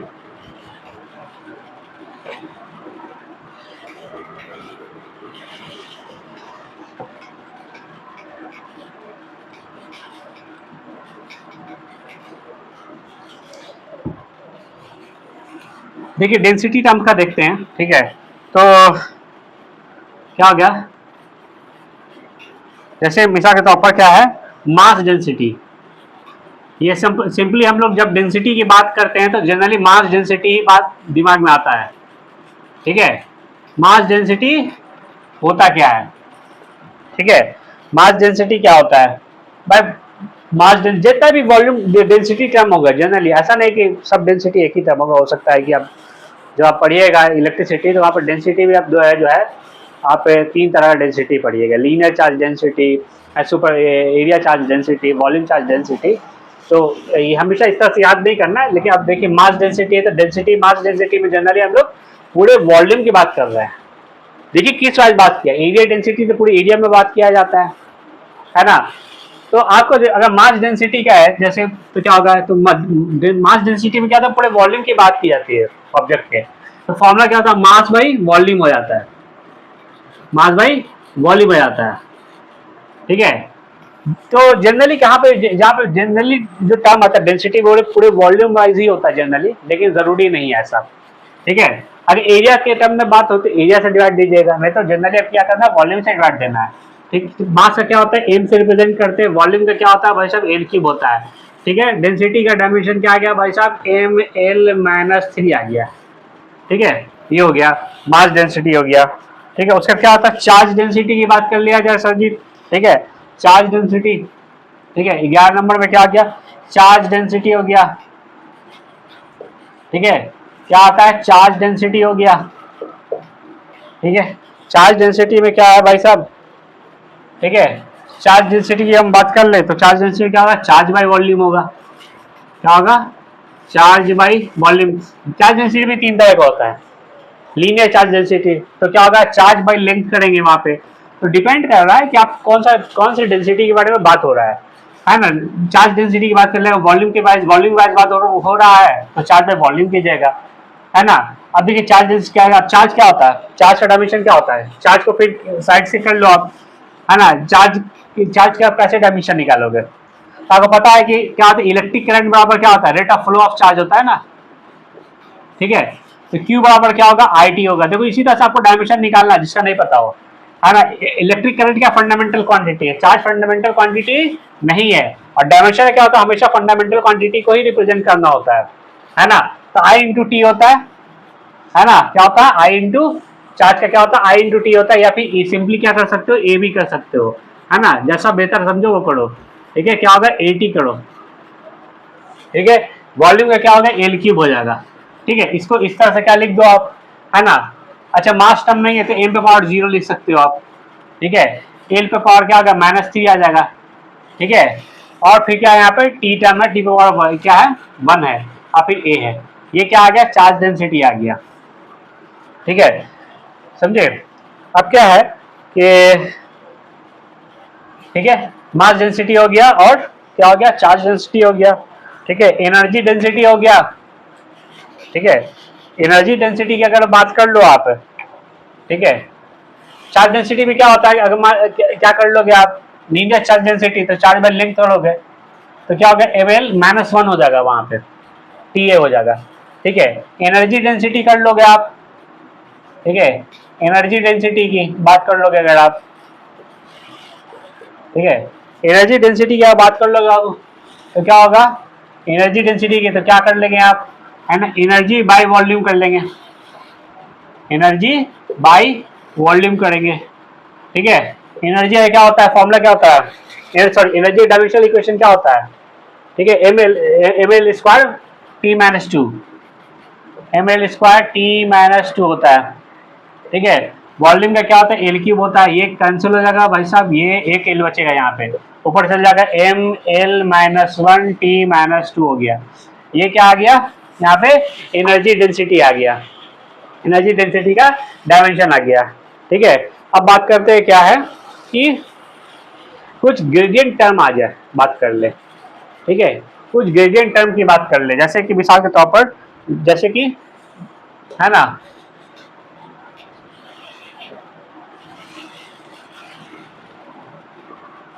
ठीक है। ये आने वाले चैप्टर से आपको देखने को मिलेगा, और अभी आपको डेफिनेशन जानने की कोई जरूरत नहीं है। अगर इतना सारा टर्म मिलेगा आपको, लगभग पूरे फिजिक्स का टर्म 11 12 पूरा 12 तक का भी टर्म आपको देखने मिल जाएगा। तो आपको डेफिनेशन जानने बैठोगे तो आपको क्या होगा, इसको चैप्टर कंप्लीट करने में क्या होगा, 1 महीना से ज्यादा समय लग जाएगा, ठीक है। तो जो भी क्या होगा कि ग्रेडियंट टर्म्स हो जाए, चाहे वो क्या हो, जैसे कि मिसाल के तौर पर क्या है ना, वेलोसिटी ग्रेडियंट, है ना, वेलोसिटी ग्रेडियंट, वेलोसिटी ग्रेडियंट हो गया भाई साहब, ठीक है। वेलोसिटी ग्रेडियंट हो गया, टेम्परेचर ग्रेडियंट हो गया, ठीक है। टेम्परेचर, ठीक है, टेम्परेचर ग्रेडियंट हो गया, ठीक है। फिर क्या हो गया यहाँ पे, जैसे कि क्या हो गया, प्रेशर ग्रेडियंट हो गया, क्या हो गया भाई साहब, प्रेशर ग्रेडियंट हो गया, ठीक है। प्रेशर ग्रेडियंट हो गया भाई साहब, है ना, ठीक है। प्रेशर ग्रेडियंट हो गया, एनर्जी ग्रेडियंट हो गया, ठीक है। एनर्जी, ठीक है, एनर्जी ग्रेडियंट हो गया, ठीक है, एनर्जी ग्रेडियंट हो गया। कहीं पर भी अगर इस तरह का टर्म आ जाए तो आपको याद रखना है कि डायमेंशन क्या करना है भाई साहब, वेलोसिटी ग्रेडियंट है, इसका डायमेंशनल इक्वेशन लिखना है, टेम्परेचर ग्रेडियंट, इनके इनका क्या करना है आपको कि इनके डायमेंशनल इक्वेशन में एल से डिवाइड दे देना है, ठीक है। डिवाइड एल मतलब लेंथ से, डिवाइड बाय एल, एल से इनके डायमेंशन में क्या करना है, एल से डिवाइड देना। मिसाल के तौर पर क्या करना है भाई साहब, अगर क्या होता है वेलोसिटी ग्रेडियंट है, ठीक है, क्या है, वेलोसिटी ग्रेडियंट है, ठीक है। इसका डायमेंशन इक्वेशन निकालना है। वेलोसिटी का क्या होता है, LT-1 होता है, क्या होता है एल टी माइनस 1 होता है डायमेंशन, ठीक है। इसको क्या कीजिए एल से डिवाइड दे दीजिए, एल कैंसिल, इसका डायमेंशन क्या आ गया टी माइनस 1 हो गया, ठीक है। वेलोसिटी ग्रेडियंट का क्या हो गया, डायमेंशन इक्वेशन क्या आ गया L T minus sorry T minus 1 हो गया। प्रेशर ग्रेडियंट का लिखना चाह रहे हो आप, ठीक है, क्या कर रहे हो, प्रेशर ग्रेडियंट का लिखना चाह रहे हो आप, ठीक है। प्रेशर का क्या होता है, ठीक है, प्रेशर का क्या होता है याद है तो लिख लो प्रेशर, नहीं तो मन में भी आप कैलकुलेट कर सकते हो। प्रेशर और क्या, तो फोर्स एरिया होता है, फोर्स का क्या होता है एम एल टी माइनस 2 होता है, एरिया क्या होता है ना, एल स्क्वायर होता है, तो ये एरिया के एल कैसे एम एल माइनस 1 टी है ना, M L minus 1 T minus 2 होता है, ठीक है। और फिर क्या कर रहे हो आप एल से डिवाइड दे रहे हो, है ना। अब क्या करना, प्रेशर ग्रेडियंट निकालना, तब क्या करना, प्रेशर पर यूनिट लेंथ है, प्रेशर ग्रेडियंट में तो क्या होता है pressure per unit length, pressure क्या होता है डायमेंशन इक्वेशन क्या होता है M L minus 1 T minus 2, ठीक है। और ग्रेडियंट के लिए मैंने बोला ही भाई साहब एल से डिवाइड देना है, ये ऊपर चल जाएगा माइनस वन क्या होगा M L minus 2 T minus 2 हो जाएगा। सिमिलरली एनर्जी ग्रेडियंट है ना, क्या करना है एनर्जी ग्रेडियंट पे कर लो आप, ठीक है, एनर्जी ग्रेडियंट में, ठीक है। एनर्जी ग्रेडियंट में क्या करोगे भाई साहब, आप एनर्जी का डायमेंशन लिख लो, क्या होता है M L square T minus 2 divided by L, एक एल एक एल कैंसिल, क्या होगा एम एल टी माइनस 2 हो जाएगा, ठीक है, क्या हो जाएगा एम एल टी माइनस 2 हो जाएगा। ये एनर्जी ग्रेडियंट का काम हो गया, डायमेंशन इक्वेशन हो गया, ठीक है। सर्कुलर मोशन से जुड़े हुए कुछ डायमेंशन को देखते हैं, ठीक है, कुछ टर्मिनोलॉजीज के डायमेंशन को देखते हैं, जैसे एंगुलर डिस्प्लेसमेंट थीटा से रिप्रेजेंट करते हैं, ठीक है ना, डायमेंशन लेस होता है ना। मान लिया कोई क्या होता है सर्कुलर मोशन में कोई बॉडी क्या कर रहा है, रोटेट कर रहा है ना, मतलब सर्कुलर रोटेट कर रहा है या फिर सर्कुलर मोशन में वो मूव कर रहा है इस तरह से, है ना, सर्कुलर पाथ पर, तो आप उसके क्या होगा डिस्प्लेसमेंट में क्या होगा एंगल, एक तो आप अलग अलग तरीका है इसको डिस्प्लेसमेंट को ये बताने के लिए, एक एंगुलर डिस्प्लेसमेंट होता है ना। तो एंगुलर डिस्प्लेसमेंट क्या होता है डायमेंशनलेस क्वांटिटी होता है, याद रखिएगा, है ना, कितने एंगल से मूव किया। तो एंगुलर डिस्प्लेसमेंट क्या होता है डायमेंशनलेस क्वांटिटी होता है, क्या देखिए। फिर एक आता है एंगुलर, ठीक है, एंगुलर वेलोसिटी, ठीक है, एंगुलर वेलोसिटी, इसको ओमेगा से रिप्रेजेंट करते हैं, क्या होता है भाई साहब, है ना, ठीक है, चेंज इन एंगल, है ना, फॉर्मूला क्या होता है change in angle divided by time taken, है ना, डिवाइडेड बाय टाइम या फिर टाइम टेकन, है ना। ये क्या होता है जो एंगल जो होता है भाई साहब वो क्या होता है डायमेंशनलेस क्वांटिटी है ना। एंगल बताओगे चाहे जिस भी सिस्टम यूनिट में बताओ, चाहे सेक्साडेसिमल सिस्टम में बताओ, चाहे वो क्या होता है फ्रेंच सिस्टम में बता दो, चाहे वो सर्कुलर सिस्टम में बता दो, वो क्या होगा डायमेंशनलेस क्वांटिटी होगा। तो ये क्या होगा, ये ऊपर वाला क्या होगा डायमेंशनलेस होगा, ठीक है। ये डायमेंशनलेस है भाई साहब, इसको बनने दो, है ना। ये टी है, चेंज इन टाइम मतलब टाइम है, टाइम टेकन मतलब तो टाइम है, ये ऊपर जाकर क्या होगा टी माइनस 1 हो जाएगा, ठीक है। ये क्या होगा एंगुलर वेलोसिटी का क्या हो गया डायमेंशन हो गया, है ना। आप इसको इस तरह से भी लिख सकते हैं एम पे पावर 0 एल पे पावर 0 टी माइनस 1, ठीक है। चलिए ये एंगुलर वेलोसिटी हो गया, है ना। ये क्या हो गया एंगुलर एक्सेलरेशन हो गया, है ना, एंगुलर एक्सेलरेशन हो गया, एंगुलर एक्सेलरेशन हो गया भाई साहब। अब वो एंगुलर एक्सेलरेशन क्या होता है चेंज इन एंगुलर वेलोसिटी, है ना, डिवाइडेड बाय टाइम टेकन, है ना, change in angular velocity divided by time taken. भाई साहब एंगुलर वेलोसिटी का क्या होता है डायमेंशन क्या होता है माइनस टी पावर माइनस 1 होता है ना, ये टी है। ऊपर जाएगा क्या होगा टी पे पावर क्या होगा -2 हो जाएगा, ठीक है। ये एंगुलर एक्सेलरेशन का हो गया। तो ये रहा ले तीन जो और भी है, सेंट्रीपिटल फोर्स है, सेंट्रीफ्यूगल फोर्स है, ये सब भी पढ़ना है, लेकिन वो सब का डायमेंशन मैंने पहले बता रखा है, उन सब का डायमेंशन क्या होगा सेम होगा, फोर्स जितने भी डायमेंशन क्या होगा सेम होगा। अब बात करते हैं, है ना, ये तो सर्कुलर मोशन से जुड़ा बात किया मैंने। अब बात करता हूँ क्या इलेक्ट्रिसिटी से जुड़ा हुआ कुछ टर्मिनोलॉजीज, है ना, ठीक है।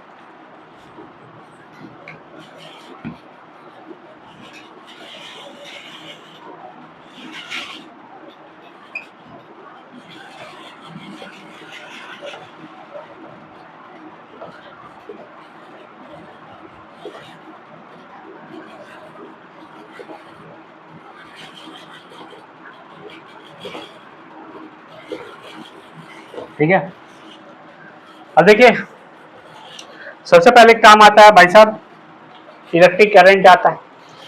Sir charge, electric current fundamental physical quantity है। क्या होता है फिर? चार्ज देख लीजिए, है ना, चार्ज, चार्ज क्यू, है ना। तो आप इलेक्ट्रिक करंट का डेफिनेशन पढ़े होंगे, 9th 10th में पढ़े होंगे, 10th में पढ़े, ठीक है। क्या होता है? Rate of flow of charge एक मैथमेटिकल डेफिनेशन है।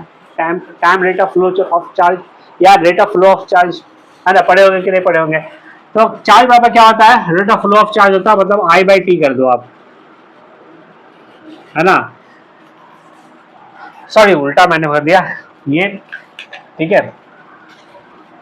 क्या होता है? आई बराबर क्या होता है? करंट बराबर क्या होता है? Charge by time rate of flow of charge होता है, ठीक है। क्यू बराबर क्या हो जाएगा भाई साहब, है ना, इसको मैं साइड में लिखता हूँ यार, ठीक है, ठीक है। करंट बराबर क्या होता है? Rate of flow of charge होता है, ठीक है, rate of flow of charge, ठीक है, ये होता है, ठीक है। यानी चार्ज बराबर क्या हो जाएगा भाई साहब? आई इंटू टी हो जाएगा, टी हो जाएगा, ठीक है। तो क्या होता है? करंट इंटू टाइम, चार्ज बराबर क्या होगा? करंट इंटू टाइम हो जाएगा, करंट इंटू टाइम होता है। Electric current fundamental physical quantity है। और हम लोग करते भी क्या है, अगर आपको क्या डायमेंशनल इक्वेशन लिखना होता है किसी भी डेराइव फिजिकल क्वांटिटी का, तो उसे आप क्या करते हैं? फंडामेंटल फिजिकल क्वांटिटी में रिप्रेजेंट करते हैं। तो करंट क्या होता है? फंडामेंटल फिजिकल क्वांटिटी ऑलरेडी है, इसको आई से प्रेजेंट करो या फिर ए से प्रेजेंट करो, अपनी मर्जी है, इनटू टाइम। तो ये हो गया चार्ज का डायमेंशन हो गया, ठीक है, हो गया चार्ज का डायमेंशन हो गया, ये हो गया भाई साहब, ठीक है। तो उसके बाद आता है रेजिस्टेंस, आता है एक टर्म, ठीक है, रेजिस्टेंस टर्म आता है। रेजिस्टेंस का क्या होता है? डायमेंशन, डायमेंशन क्या होगा? रेजिस्टेंस को जानने से पहले एक डायमेंशन आप पढ़ लो, है ना। एक आता है पावर, एक टर्म आता है, ठीक है, पावर टर्म आता है ना। पहले आप पावर का साइड में निकाल लो। आप दो रेजिस्टेंस का आपको निकालना है, लिखना है ना, डायमेंशन इक्वेशन। देखिए सबसे पहले मैंने पहले ही बता रखा है कि एक ही कैटेगरी में फॉल करने वाली फिजिकल क्वांटिटीज का डायमेंशन क्या होता है? बिल्कुल सेम होता है। अब अगर पावर क्या करें, मैकेनिक्स में हम बात कर ले, है ना, आप पढ़ने पढ़िएगा, चौथे पांचवें चैप्टर में पढ़िएगा, पावर निकालेंगे आप, है ना। रेट ऑफ वर्क डन पढ़ेंगे, rate of consumption of energy के टाइम में बात कर लें, या फिर इलेक्ट्रिसिटी में आप पावर के बारे में बात कर ले, या फिजिक्स के किसी भी ब्रांच में पावर की बात करें, डायमेंशन भाई साहब सेम होगा, है ना, ठीक है। तो देखो अब मैं क्यों बोल रहा हूँ ये बात, तो मैंने बता रखा कि रेजिस्टेंस का अगर आपको निकालना है किसी भी फिजिकल क्वांटिटीज का, आपको डायमेंशनल इक्वेशन लिखना है। तो सबसे पहले वो एक इक्वेशन ऐसा सोचिए जिसमें वो फिजिकल क्वांटिटी आता हो, जैसे रेजिस्टेंस है, इसका डायमेंशन इक्वेशन लिखना है। तो एक इक्वेशन ऐसा सोचिए, है ना, आसान सा, जिसमें क्या है कि वो फिजिकल क्वांटिटी आता हो, लेकिन जैसे कि क्या होता है, v इक्वल टू क्या होता है ना, v equal to I R होता है। लेकिन हमको तो v का तो पता ही नहीं, डायमेंशन, इलेक्ट्रिक पोटेंशियल और डायमेंशन खुद नहीं, ये तो ओम सॉल्व पड़े हो गए, v equal to I R. तो हमको तो ऑलरेडी v का नहीं पता है। कुछ ऐसा इक्वेशन हम पता करते हैं जिसमें हमें कुछ मालूम हो, डायमेंशन इक्वेशन क्या हो, पता हो, है ना। एक फॉर्मूला क्या होता है, फॉर्मूला आप पढ़े होंगे, ठीक है, क्या पढ़े होंगे, ठीक है। पावर का फॉर्मूला होता है आई स्क्वायर आर होता है, ठीक है, ठीक है, समझ गए। फिर पावर का फॉर्मूला क्या होता है? आई स्क्वायर आर होता है। अब देखिए पावर, इस फॉर्मूला का यूज करके हमको रेजिस्टेंस का वैल्यू निकालना है। जैसे एक फॉर्मूला वी आई भी होता है, फिर वी को आई आर रखोगे यहाँ पे तो आई स्क्वायर आर हो जाएगा। तो देखिए इसी फॉर्मूला यूज करके हम लोग रेजिस्टेंस का निकालेंगे। तो रेजिस्टेंस बराबर क्या होगा? पी बाई आई स्क्वायर होगा ना। रेजिस्टेंस बराबर क्या होगा? पी बाई, रेजिस्टेंस का फॉर्मूला क्या होगा भाई साहब, है ना। जिसका भी आपको निकालना है सबसे उसका as a subject of the formula का लिख दीजिए। सब्जेक्ट ऑफ द फॉर्मूला लिखने का मतलब है कि भाई साहब आप इक्वेशन लिखते हैं, उसका एक इक्वेशन लिखते हैं जिसके लेफ्ट साइड में सिर्फ और सिर्फ वही क्या हो, केवल वही फिजिकल क्वांटिटी हो। तो पी बाई क्या होगा? आई स्क्वायर होगा, है ना। अब देखिए पावर का निकालना है। पावर क्या होता है? रेट ऑफ वर्क डन होता है, रेट ऑफ वर्क डन होता है। वर्क का निकालने वर्क आसान है, क्या होता है, फोर्स और डिस्प्लेसमेंट का प्रोडक्ट होता है। फोर्स क्या होता है, mlt माइनस 2 होता है, क्या होगा वर्क का क्या हो जाएगा फिर, है ना, ml स्क्वायर टी माइनस 2, इसी तरह से निकालते हैं हम। और टी गया ऊपर तो mlt minus ml square T minus 3 हो गया, ठीक है। अब करंट का क्या होता है, करंट का भी अब निकाल लें, है ना। सॉरी, करंट तो मेरा क्या है, फंडामेंटल फिजिकल क्वांटिटी है, ठीक है। तो आपको क्या कर लो, ए लिख दो, ए स्क्वायर, ठीक है। ये ऊपर चल जाएगा तो क्या होगा, रेजिस्टेंस का हमें मेरा आ गया, डायमेंशन इक्वेशन आ गया, क्या आया भाई साहब, M L square T minus cube A power minus 2, ठीक है भाई साहब, ये आ गया। अब उसी तरह से क्या आ गया, ठीक है, एक टर्म आता है, ठीक है, क्या है, एक टर्म आता है, क्या आता है भाई साहब, पोटेंशियल, क्या आता है टर्म, पोटेंशियल, इलेक्ट्रिक पोटेंशियल या वोल्टेज, उसका निकालना है ना। तो आप क्या कर लो भाई साहब, पोटेंशियल का फॉर्मूला क्या होता है, V equal to I R होता है ना, V इक्वल टू क्या होता है, आई आर होता है। ये कर लो भाई साहब। करंट क्या होता है भाई साहब, करंट फंडामेंटल फिजिकल क्वांटिटी है ना, ये रख लो आप। रेजिस्टेंस का अभी आपने निकाल के रखा है भाई साहब, क्या निकाल के रखा है, M L square T minus 3a पे पावर माइनस 2, है ना। ये मल्टीप्लाई करके क्या आ जाएगा, यहाँ पर पोटेंशियल का हमको डायमेंशन निकाल के आ जाएगा बाबू, क्या आ जाएगा, ठीक है, एम एल पे पावर 2, ठीक है, टी पे पावर माइनस 3 और ए पे पावर आ गया माइनस 1। तो ये रहा कुछ करंट से जुड़ा हुआ, इलेक्ट्रिसिटी से जुड़ा हुआ कुछ टर्म का डायमेंशन, ठीक है। और भी कई सारे टर्म, जैसे रेजिस्टिविटी निकालना आपको, है ना। तो क्या होता है, आर बराबर रो एल बाई ए होता है ना। तो जैसे रेजिस्टिविटी का निकालना आपको, डायमेंशन इक्वेशन निकालना आपको, तो वो भी आप निकाल सकते हैं, आप इक्वेशन लिख लीजिए, है ना। डायमेंशन निकालना, रेजिस्टिविटी का निकालना चाह रहे हैं आप, जैसे ठीक है, अब ये अपने से प्रैक्टिस कर लो भाई साहब। रेजिस्टिविटी का निकालना आपको, है ना, A B C D number में आप रेजिस्टिविटी का निकाल लो, ठीक है। रेजिस्टिविटी का निकाल के दिखाओ, ठीक है। अच्छा, रेजिस्टेंस है, रेजिस्टेंस का ठीक उल्टा क्या होता है, कंडक्टेंस होता है ना। जब इसका निकाले आप 1/r रेजिस्टेंस कर लोगे, सारे के टर्म को ऊपर ले जाओगे तो कंडक्टेंस का क्या आ जाएगा, डायमेंशन इक्वेशन निकल जाएगा। रेजिस्टिविटी का लेके आपको डायमेंशन लिख के प्रैक्टिस करो, देखो एक फॉर्मूला क्या होता है, ये भी पढ़े होगे शायद 10th में, आप बराबर रो एल बाई, नहीं पढ़े तो पढ़ना है, रो एल बाई है, ये जो रो है ना, ये यहाँ पे रेजिस्टिविटी है ना, ठीक है। तो इसका डायमेंशन निकालो, इसको as a subject of formula लिख सकते हो आप, तो क्या होगा, आर ए अपॉन एल, है ना। आर का डायमेंशन यहाँ पे लिख के निकाले हो ना, यहाँ पे रख देना। ए क्या होता है, एरिया है ना, एरिया क्रॉस सेक्शन होता है बेसिकली, कोई भी एरिया किसी भी तरह के एरिया, डायमेंशन क्या होगा, सेम होगा, एल स्क्वायर रखना, ये लेंथ एल रख के देखना, ठीक है। डायमेंशन इक्वेशन, रेजिस्टिविटी का डायमेंशन इक्वेशन निकल गया, ये रो है, ग्रीक लेटर है भाई साहब, ठीक है। तो ये चीज है, समझे। तो इस तरह से डायमेंशन लिख के कई बार प्रैक्टिस करिएगा, प्रैक्टिस करते करते आपको डायमेंशनल इक्वेशन को ध्यान से देखिए, इसको एक ट्रिक या फिर इसको एक ट्रिक कह लीजिए, या फिर आप इसको इस तरह से याद कर सकते हैं, कई जगह पे काम देगा आपको, है ना। जैसे कुछ इलेक्ट्रिकल टर्मिनोलॉजीज के जो डायमेंशन होते हैं, उसको निकालना थोड़ा सा मुश्किल होता है, वहाँ पे थोड़ा सा काम ज़्यादा करना पड़ता है, ठीक है।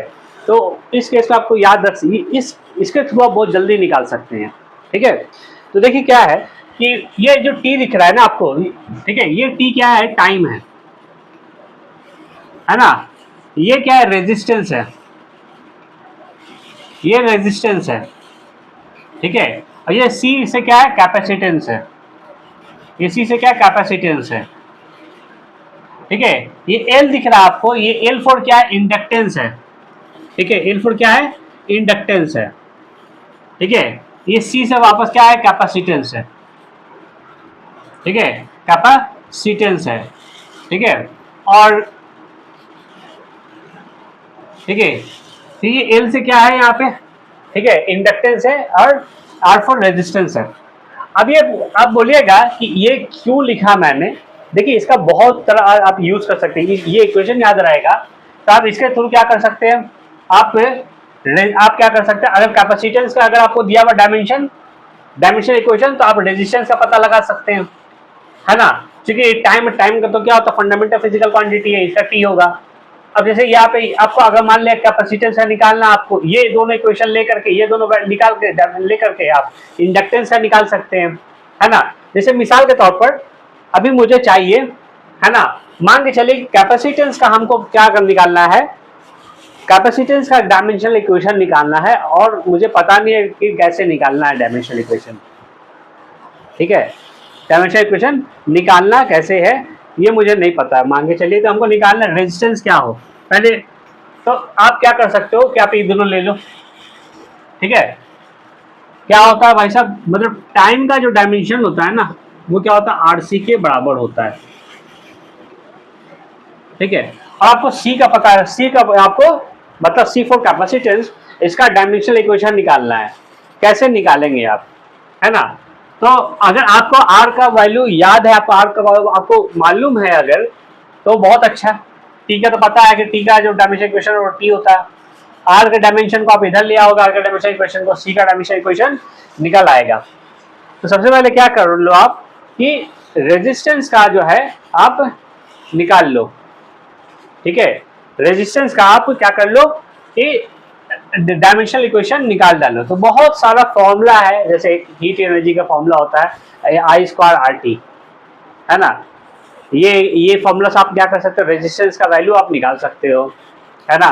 और फिर यहाँ पे रख सकते हो, कैपेसिटेंस का वैल्यू निकल आएगा, है ना।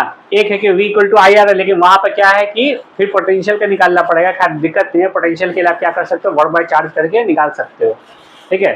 तो आप इस तरह से वैल्यू निकाल सकते हो। मान लें कि क्या है, ये पढ़े होंगे क्लास 10 में भी कि अगर किसी रेजिस्टेंस में, है ना, हाई रेजिस्टिविटी के रेजिस्टेंस में करंट फ्लो करता है टी टाइम तक, तो उसमें एनर्जी कितनी प्रोड्यूस होती है, H बराबर आई स्क्वायर आर टी, ठीक है। ये होता है। अब देखिए ये हीट एनर्जी है, टोटल हीट एनर्जी है। एनर्जी का क्या होता है, एनर्जी और वर्क का क्या होता है, डायमेंशनल इक्वेशन सेम होता है। एनर्जी डायमेंशन इसका क्या होता है, डायमेंशनल इक्वेशन सेम होता है। तो M L square T minus 2 ये आया है क्या, इसका डायमेंशनल इक्वेशन हीट एनर्जी का। अब क्या है, रेजिस्टेंस से निकालना ना, आप ये करंट का और इसका टाइम का आपको इधर नीचे ले आओ, है ना। करंट का आप इधर ले आओ डायमेंशनल इक्वेशन, है ना। करंट जो है वो अपने आप में क्या फंडामेंटल फिजिकल क्वांटिटी है ना। तो आप इसको क्या कर लो, आई या फिर ए से रिप्रेजेंट कर लो, ठीक है। और टी फॉर टाइम है, यहाँ पर टी टाइम लिख दो आप वापस, ठीक है। तो यहाँ से रेजिस्टेंस का जो डायमेंशनल इक्वेशन निकल के आएगा वो आएगा आपको, टी ऊपर चल जाएगा, M L square T minus 3 और ए पे पावर क्या होगा, -1 आएगा, ठीक है। ये रेजिस्टेंस का डायमेंशनल इक्वेशन आ गया। अब देखिए इसके हेल्प से मैं कैपेसिटेंस का कैसे डायमेंशनल इक्वेशन निकालता हूँ, है ना। मतलब सी का क्या होगा, डायमेंशनल इक्वेशन जो होगा वो बराबर क्या होगा, है ना, टी बाई क्या होगा, आर के बराबर होगा, ठीक है। टी का क्या होता है, टी लिखते हैं हम लोग, ठीक है। रेजिस्टेंस का भी मैंने निकाला है, क्या होता है, M L square T minus 3 A minus 1, ठीक है। अब ये ऊपर जाएगा तो क्या होगा कि m पे पावर -1, l पे पावर -2, t पे पावर क्या होगा, t पे पावर क्या हो जाएगा, हाँ t पे पावर 4 हो जाएगा, 3 ऊपर गया, ये पावर एक t पहले से है, ये हो गया, a पे पावर क्या होगा, 1 हो जाएगा, ठीक है। ये आ गया किसका, ये आ गया कैपेसिटेंस का, है ना, डायमेंशनल इक्वेशन, है ना। अब इससे क्या कर सकते हो, ये निकल गया आपको। अगर आपको कैपेसिटेंस का आपको निकल गया तो आप वापस क्या कर सकते हो भाई साहब, आप यहाँ से इंडक्टेंस का रख के आप यहाँ पे इंडक्टेंस का निकाल सकते हो आप, है ना। अगर मान लिया क्या है कि यहाँ पे इंडक्टेंस है, यहाँ से भी निकाल सकते हो, क्यों आप इतना मेहनत करोगे, हम ये क्वेश्चन लेकर के निकाल सकते हो आप, है ना। क्या होता है, एल बाई आर का यूज करके निकाल सकते हो, है ना। मिसाल के तौर पर क्या है, आपको क्या निकालना आपको, है ना, मान के चलिए क्या निकालना है आपको कि इसका इंडक्टेंस का निकालना है। तो इंडक्टेंस बराबर क्या होता है, आर इंटू टी होता है, आर इंटू टी हो जाएगा। ये दोनों ले लो आप, है ना, ये वाला और ये वाला ले लो, ठीक है। क्या होगा, आर इंटू आर का डायमेंशन क्या होता है, ठीक है। आर का डायमेंशन आपने निकाला ऊपर में, क्या होगा, M L square T minus 3 A minus one, ठीक है, और यहाँ क्या है टी है ना, मल्टीप्लाई कर लोगे क्या होगा M L square T minus two, ठीक है, क्या हो जाएगा ए माइनस में वन हो जाएगा। ये किसका डायमेंशनल इक्वेशन निकला, इंडक्टेंस का निकला है, ठीक है, ये किसका डायमेंशनल इक्वेशन निकला है, ये इंडक्टेंस का निकला है। तो ये बहुत ही हेल्पफुल है, इसको याद रख सकते हो आप, ठीक है, अगर याद रखने का मन है तो। ऐसे समय के साथ साथ जब आप चैप्टर पढ़ोगे तो ये सारी टर्मिनोलॉजीज आएंगी आपको, जब इलेक्ट्रिसिटी में पढ़ोगे तो या पढ़ा होगा तो याद होना ही चाहिए ये, ठीक है।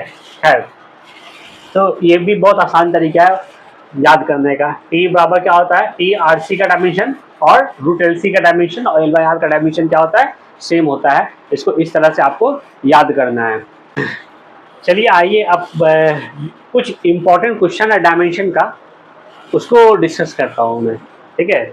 तो ये सारे जो डायमेंशन है इन सारे क्वेश्चन को कई सारे एग्जाम में पूछा गया है, ठीक है, जी मेंस वगैरह में पूछा गया है, इससे इसको डिस्कस करता हूँ मैं, ठीक है। तो पहले क्या है कि सबसे पहले देखिए, तो इधर इस तरफ लेफ्ट साइड आप देखिएगा तो कुछ ऐसी टर्मिनोलॉजीज है और उसके सामने एक इक्वेशन दिया हुआ है, ठीक है। तो आपको क्या करना है कि जो टर्मिनोलॉजीज है उसका आपको डायमेंशन इक्वेशन निकालना है, ठीक है, यूजिंग द फॉर्मूला, ठीक है, यूजिंग दीज फॉर्मूला, ठीक है, फॉर्मूले, ओके। तो अब आपको जैसे आपको निकालना है ग्रेविटेशनल कांस्टेंट का, निकालना है आपको, क्या निकालना है, ग्रेविटेशनल कांस्टेंट का, ग्रेविटेशनल कांस्टेंट का निकालना आपको, ठीक है। ग्रेविटेशनल कांस्टेंट को आप जी से रिप्रेजेंट करते हो, ठीक है। इसके ठीक सामने आप क्लास 9 में भी पढ़े होंगे, F equal to G M one M two by R square, ठीक है। एफ इक्वल टू क्या होगा, G M one M two upon R square, ठीक है।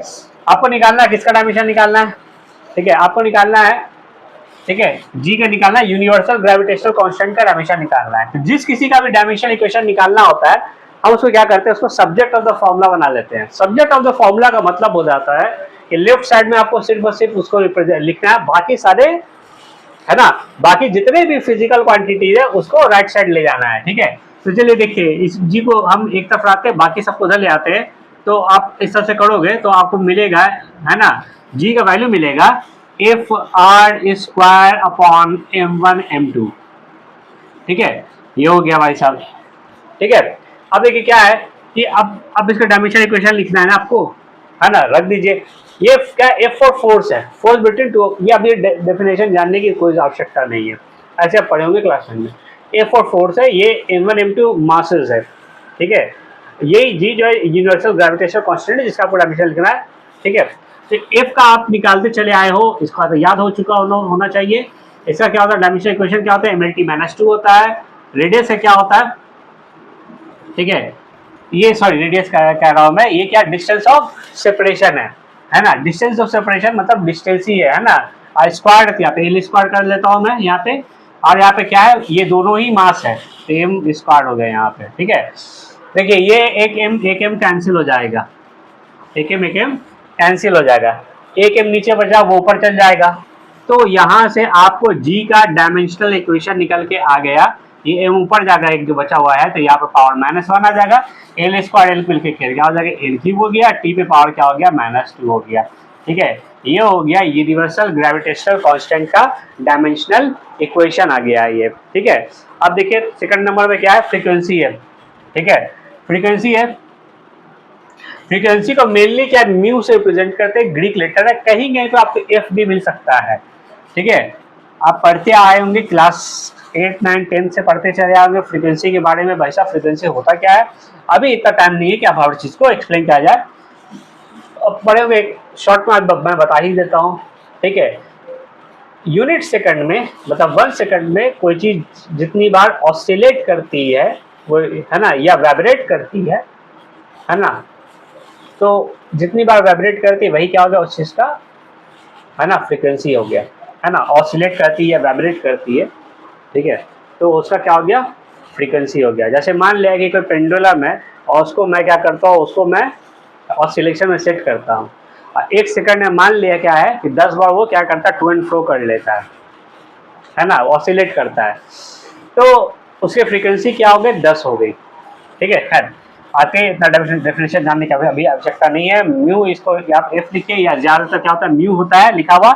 ठीक है, म्यू बराबर क्या होता है भाई साहब, म्यू बराबर 1/t होता है। टी फॉर टाइम पीरियड होता है ना, एक ऑसिलेशन में लगे हुए समय को कहते हैं टाइम पीरियड।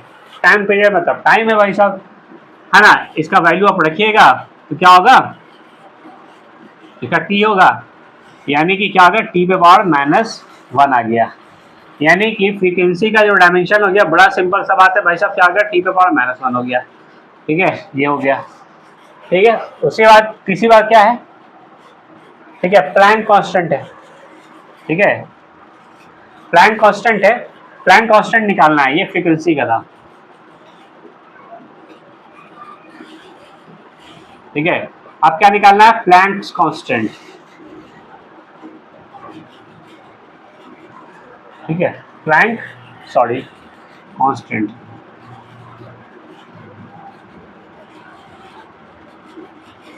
ठीक है, तो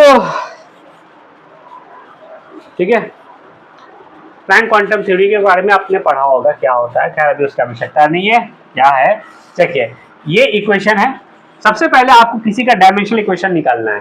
सपोज ये सबके अलावा बहुत ऐसे फिजिकल क्वांटिटीज है जिसका आपको कोई भी किताब में खोलेंगे तो आपको मिल सकता है या फिर एग्जाम में आ सकता है। तो सबसे पहले आपको क्या करना है, जिस किसी का भी आपको डायमेंशनल इक्वेशन निकालना है उसका इक्वेशन आपको याद रखना है। जैसे कि प्लैंक कांस्टेंट बराबर क्या होता है, E = h म्यू होता है। ठीक है, म्यू यहाँ पे क्या है, फ्रीक्वेंसी है ना। आपको प्लैंक कांस्टेंट यानी इसका निकालना है ना। इसको सब्जेक्ट ऑफ द फॉर्मूला बना लिए, क्या हो गया, ई बराबर क्या होता है, म्यू होता है, E/म्यू हो गया। ठीक है, ई बराबर क्या हो गया, म्यू हो गया भाई साहब, है ना। एनर्जी का क्या होता है, ml² T - 2 होता है, पहले निकाले हम लोग, याद होना चाहिए, तो बड़ा सिंपल बात है, ml² T - 2। ठीक है, म्यू का क्या है, टी म्यू का क्या है, म्यू फ्रीक्वेंसी है, ऊपर में देखिए निकाला अभी टी पे पावर क्या आ गया, -1 आ गया, है ना। ओके, ये जब ऊपर जाएगा 1 आ जाएगा, -2 और 1 क्या आ जाएगा, ठीक है, -1 हो जाएगा। तो प्लैंक कांस्टेंट का डायमेंशनल इक्वेशन आ गया ml² T-1। ठीक है, ये हो गया। ठीक है, okay, you can note down or you can take a screenshot. Okay, now come to permittivity क्या होता है। ठीक है, परमिटिविटी क्या होता है ये बात करते हैं अब। ठीक है,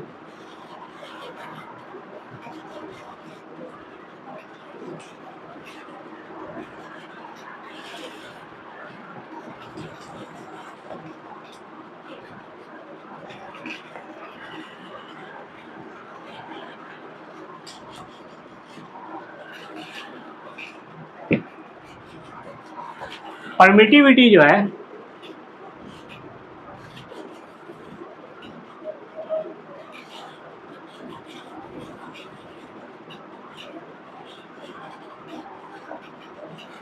ठीक है,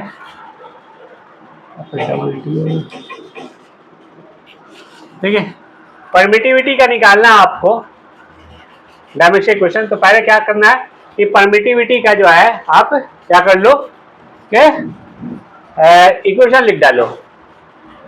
ठीक है, परमिटिविटी का जो इक्वेशन होगा, ठीक है, तो देखिए स्पेशल तो कोई इक्वेशन है नहीं परमिटिविटी का। परमिटिविटी आता किस फॉर्मूले में वो देखिए। ठीक है, तो परमिटिविटी आप इलेक्ट्रोस्टैटिक में पढ़ना है आपको, क्लास 12 का चैप्टर है। और ऐसे जो बच्चे क्लास 10th में पढ़े होंगे इलेक्ट्रिसिटी का चैप्टर, थोड़ा डिटेल में पढ़े होंगे, न्यूमेरिकल की बुक फॉलो किए होंगे, अच्छी न्यूमेरिकल की बुक, तो उसमें शायद ये फॉर्मूला दिया हुआ हो सकता है। ठीक है, तो दो चार्ज पार्टिकल के बीच में जो फोर्स होता है उसको आप ज्ञात कर सकते हो, फाइंड कर सकते हो using this formula, 4πε0 Q1 × Q2। ये जो देख रहे हैं ना, इसको इप्सिलॉन नॉट पढ़ते हैं, इप्सिलॉन ग्रीक लेटर है। ठीक है, इप्सिलॉन नॉट, ये क्या होगा, परमिटिविटी ऑफ फ्री स्पेस हो गया। ठीक है, तो परमिटिविटी निकालना है आपको, इसी का डायमेंशन निकालना है आपको। ठीक है, तो आपको निकालना है, कैसे निकालना है, तो काम कर लो। क्या काम कर लो कि इसको सब्जेक्ट ऑफ द फॉर्मूला बना डालो। ठीक है, सब्जेक्ट ऑफ द फॉर्मूला बनाओगे मतलब इसको इधर ले आओ, बाकी इसको इधर ले आओ। ठीक है, तो क्या होगा Q1 इंटू Q2 बाई क्या होगा 4πr², है ना, और यहाँ पे F इधर आ चुका है। ठीक है, अब चलिए इसका निकालते हैं, है ना। तो चार्ज है, चार्ज फंडामेंटल फिजिकल क्वांटिटी नहीं, electric current fundamental physical quantity है। ठीक है, चार्ज को आप लिखोगे तो क्या होगा, 80 होता है। एक चार्ज का डेफिनेशन क्या होता है, 80 होता है, 80 इंटू 80। ठीक है, 80 कर लो आप।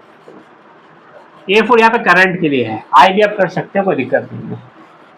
कोई भी नंबर और डायमेंशन क्या होता है, ठीक है, डायमेंशनलेस नंबर क्या होता है, डायमेंशनलेस क्वांटिटी होता है, नंबर का कोई डायमेंशन नहीं होता है। ये R जो है ना, यहाँ पे डिस्टेंस ऑफ सेपरेशन है, दो चार्ज पार्टिकल को अगर आप क्या कर रहे हैं कुछ यहाँ पर R डिस्टेंस ऑफ सेपरेशन, मतलब R से डिनोट किया गया है डिस्टेंस ऑफ सेपरेशन, मतलब कितनी डिस्टेंस पर रखा गया दोनों चार्ज पार्टिकल को।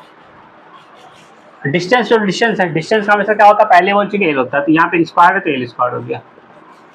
फोर्स का क्या होता है, MLT-2 होता है। ये फोर्स बहुत कॉमन चीज़ है, कैलकुलेट करते करते याद हो जाता है वैल्यू। ठीक है, अब इसको सबको क्या कीजिए कि ऊपर लेके जाइए। ठीक है, इन सबको ऊपर लेके जाइएगा, ये एल स्क्वायर एल क्यूब हो जाएगा, ये एम है, एम ऊपर जाएगा तो क्या होगा, एम पे पावर -1 हो जाएगा। ठीक है, एल पे पावर 3 है, एल पे पावर क्या हो जाएगा, -3 हो जाएगा। ठीक है, फिर क्या है, टी पे पावर -2 ऊपर जाएगा, 2 तो टी पहले से, तो टी पे पावर क्या आ जाएगा, 4 आ जाएगा, और ए स्क्वायर है ही। ठीक है, तो ये आ गया परमिटिविटी का डायमेंशन। ठीक है, डायमेंशनल इक्वेशन। ठीक है, कहीं पर ये होता है कि what is the dimension of length, what is the dimension of length in permittivity of free space. Permittivity simple अगर आ रहा है तो क्या होगा, देखिए एल का पावर क्या है, -3, यही इसका क्या हो गया, एल का डायमेंशन हो गया परमिटिविटी में। ठीक है, अब देखिए क्या है कि परमिएबिलिटी निकालना है। ठीक है, अब देखिए परमिएबिलिटी निकालना, अगर आपको क्या निकालना है, परमिएबिलिटी निकालना है, ये परमिएबिलिटी निकालना है आपको। तो आपको याद रखिए एक इक्वेशन आपको सोचना पड़ेगा। देखिए ये इक्वेशन है, यूज करना आपको 1/μ0। ठीक है, C = 1/√μ0 ठीक है, अब देखिए C क्या स्पीड ऑफ लाइट है, C क्या है, स्पीड ऑफ लाइट है, समझे।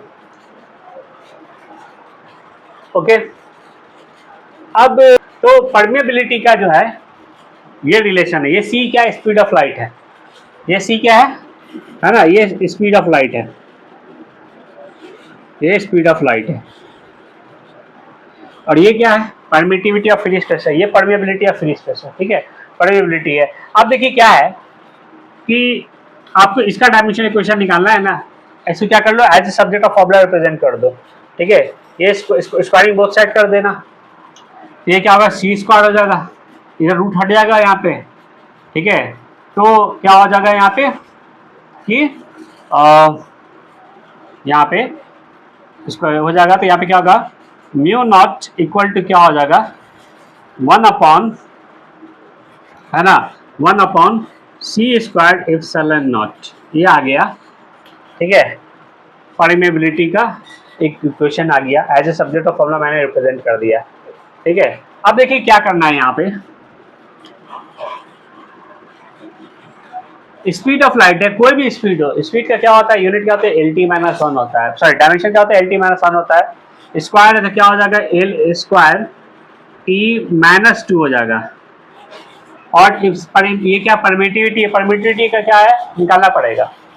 ठीक है, तो देखिए बहुत कॉम्प्लेक्स टाइप के डायमेंशनल इक्वेशन है, कई सारे एग्जाम्स में आते हैं। ठीक है, कॉम्पिटिटिव एग्जाम में। ठीक है, तो देखिए जैसे कि आप इसको देखिए, इसको निकालने के लिए आपको क्या चाहिए, आपको दूसरे एक फिजिकल क्वांटिटी का आपको डायमेंशन निकालने की आवश्यकता है।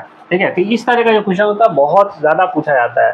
ठीक है, ये जो क्वेश्चन है ये मेंस स्टैंडर्ड के जनरली कम क्वेश्चन आते हैं इसे एडवांस में इससे, लेकिन मेंस में अक्सर पूछ दिया जाता है। ठीक है, और नीट वालों के लिए भी इम्पोर्टेंट है। ठीक है, चलिए तो अब आगे बात करते हैं कि ये जो है ये परमिटिविटी का डायमेंशन ऊपर से यहाँ चिपका लीजिए।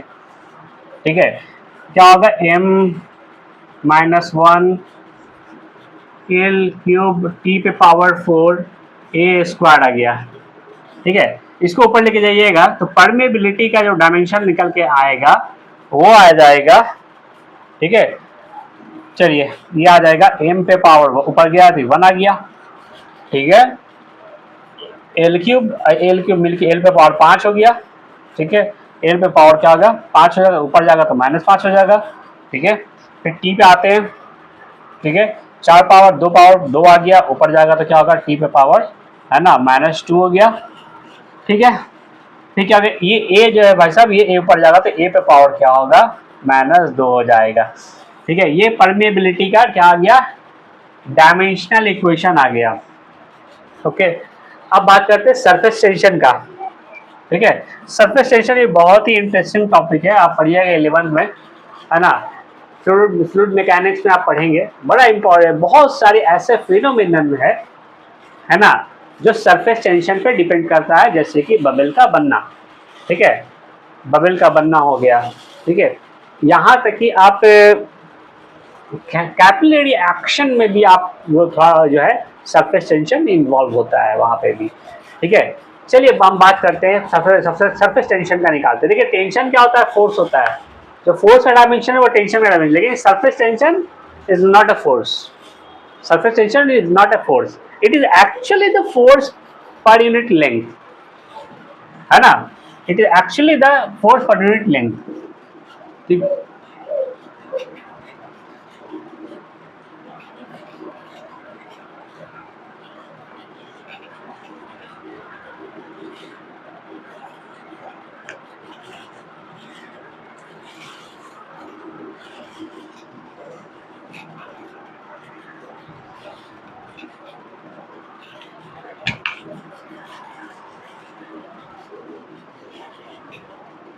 सरफेस टेंशन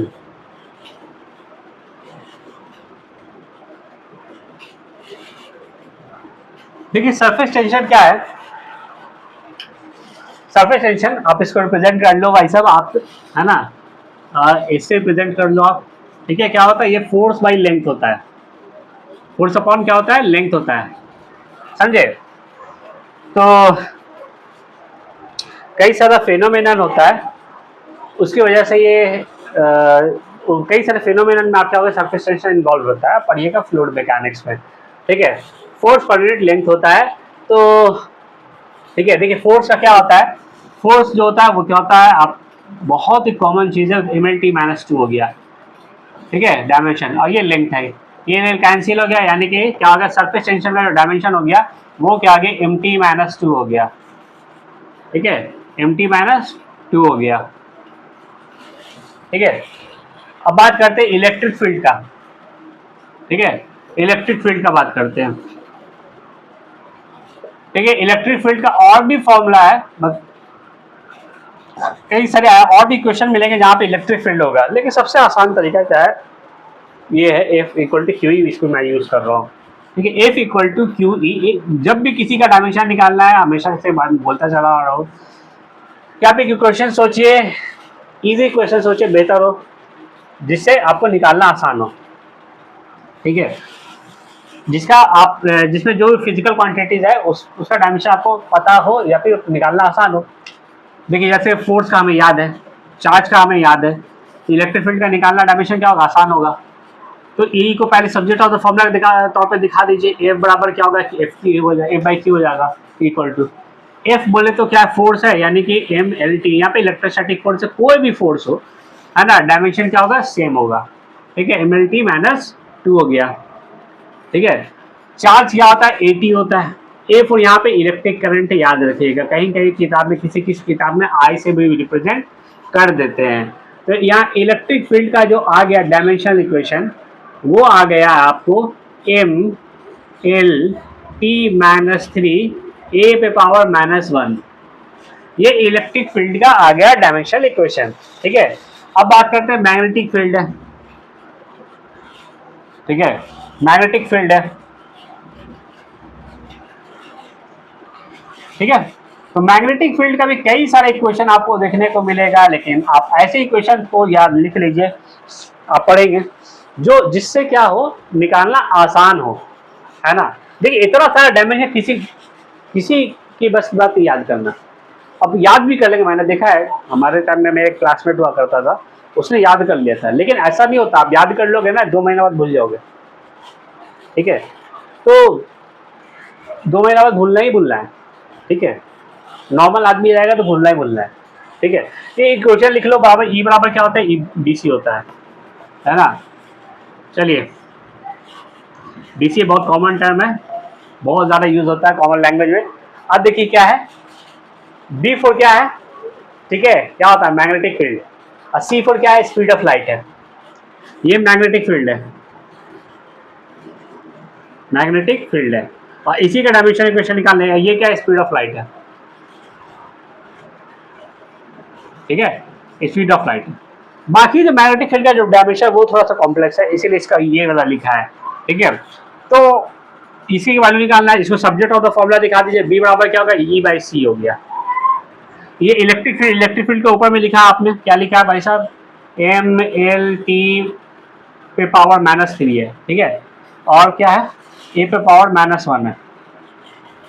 और यहाँ पे स्पीड ऑफ लाइट है, स्पीड ऑफ लाइट मतलब कोई भी स्पीड LT-1 होगा, ठीक है। ये जो होगा वो कैंसिल हो गया, ठीक है। Q ऊपर जाएगा तो क्या होगा, +1 हो जाएगा, ठीक है। -3 +1 -2 हो गया।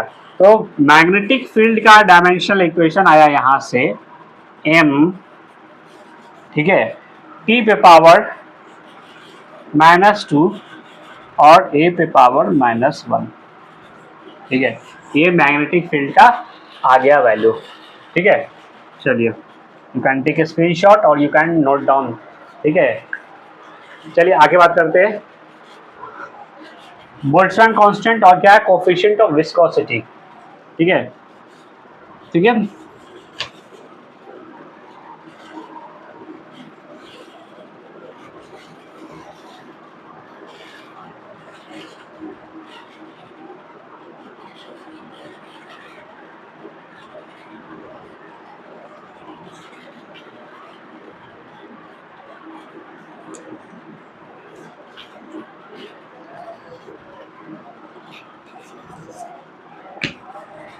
ठीक है, 9 नंबर में है, ठीक है, क्या है, बोल्ट्जमैन कांस्टेंट, ठीक है। बोल्ट्जमैन कांस्टेंट ये आपको थर्मोडायनेमिक्स में पढ़ना है,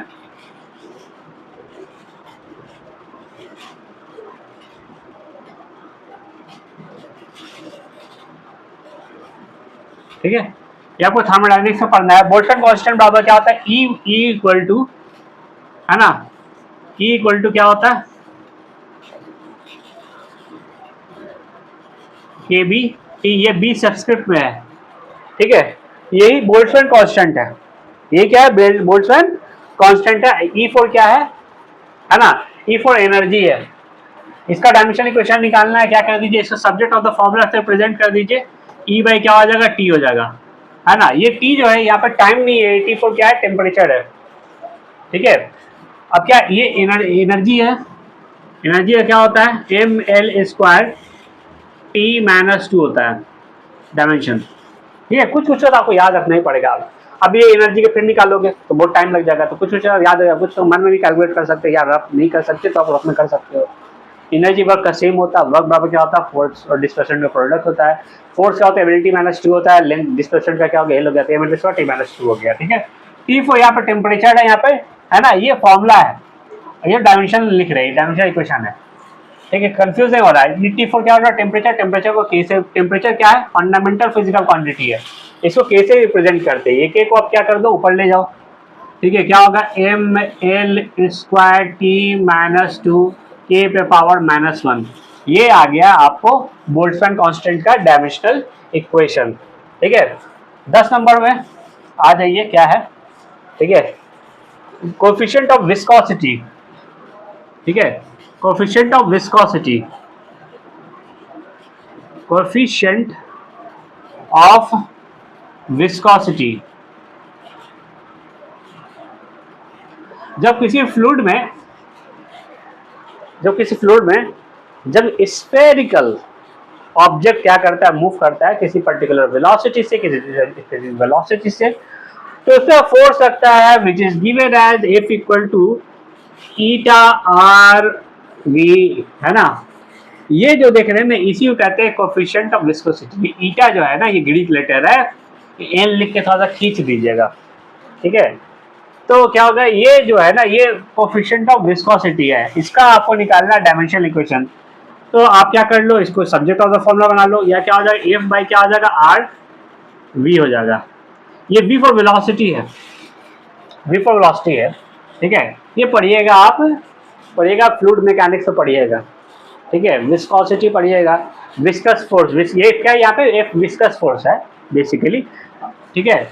ये अगर स्फेरिकल ऑब्जेक्ट है, उसको फेंके हम, मतलब सॉरी वो मूव कर रहा है किसी फ्लूइड में, ठीक है, या किसी लिक्विड में, तो उस पर कितना फोर्स लग रहा है, that force is given as, है ना, F equal to eta R V. R for radius है, अब वी फॉर वेलोसिटी है। देखिए फोर्स है, कोई भी फोर्स है, मैंने बताया भाई साहब, उसका क्या होगा, एक कैटेगरी में पढ़ने वाले जो भी फिजिकल क्वांटिटी, उनका डायमेंशन क्या होता है, सेम होता है। आर क्या है, लेंथ ही है ना, ठीक है। अब वी फॉर वेलोसिटी मतलब एल टी माइनस 1 हो गया, ठीक है। ले जाओ, ये एक कैंसिल हो जाएगा, ये ऊपर चल जाएगा, तो क्या होगा, एम एल माइनस 1 हो गया। ये 1 जो है ऊपर जाएगा तो प्लस में आ जाएगा, तो यहाँ पे क्या होगा, टी पे पावर माइनस 1 हो गया। ये क्या हो गया, विस्कोसिटी, कोएफिशिएंट ऑफ विस्कोसिटी का डायमेंशन आ गया, ठीक है। यू कैन नोट डाउन और टेक अ स्क्रीनशॉट, ठीक है। अब हम लोग नेक्स्ट क्लास में जो है लोग करेंगे एप्लीकेशन ऑफ डायमेंशन, मतलब डायमेंशनल इक्वेशन को आप किस किस तरह से यूज कर सकते हैं, किस पर्पज के लिए यूज कर सकते हैं, उससे जुड़ा हुआ कुछ जो है जी मेंस और एडवांस के क्वेश्चन पर सॉल्व करेंगे। उसके बाद हम लोग जो है लिमिटेशन ऑफ डायमेंशन को समझेंगे, कहाँ पर डायमेंशन का यूज़ किया जा सकता है, कहाँ पर डायमेंशन के यूज़ नहीं किया जा सकता है, ठीक है।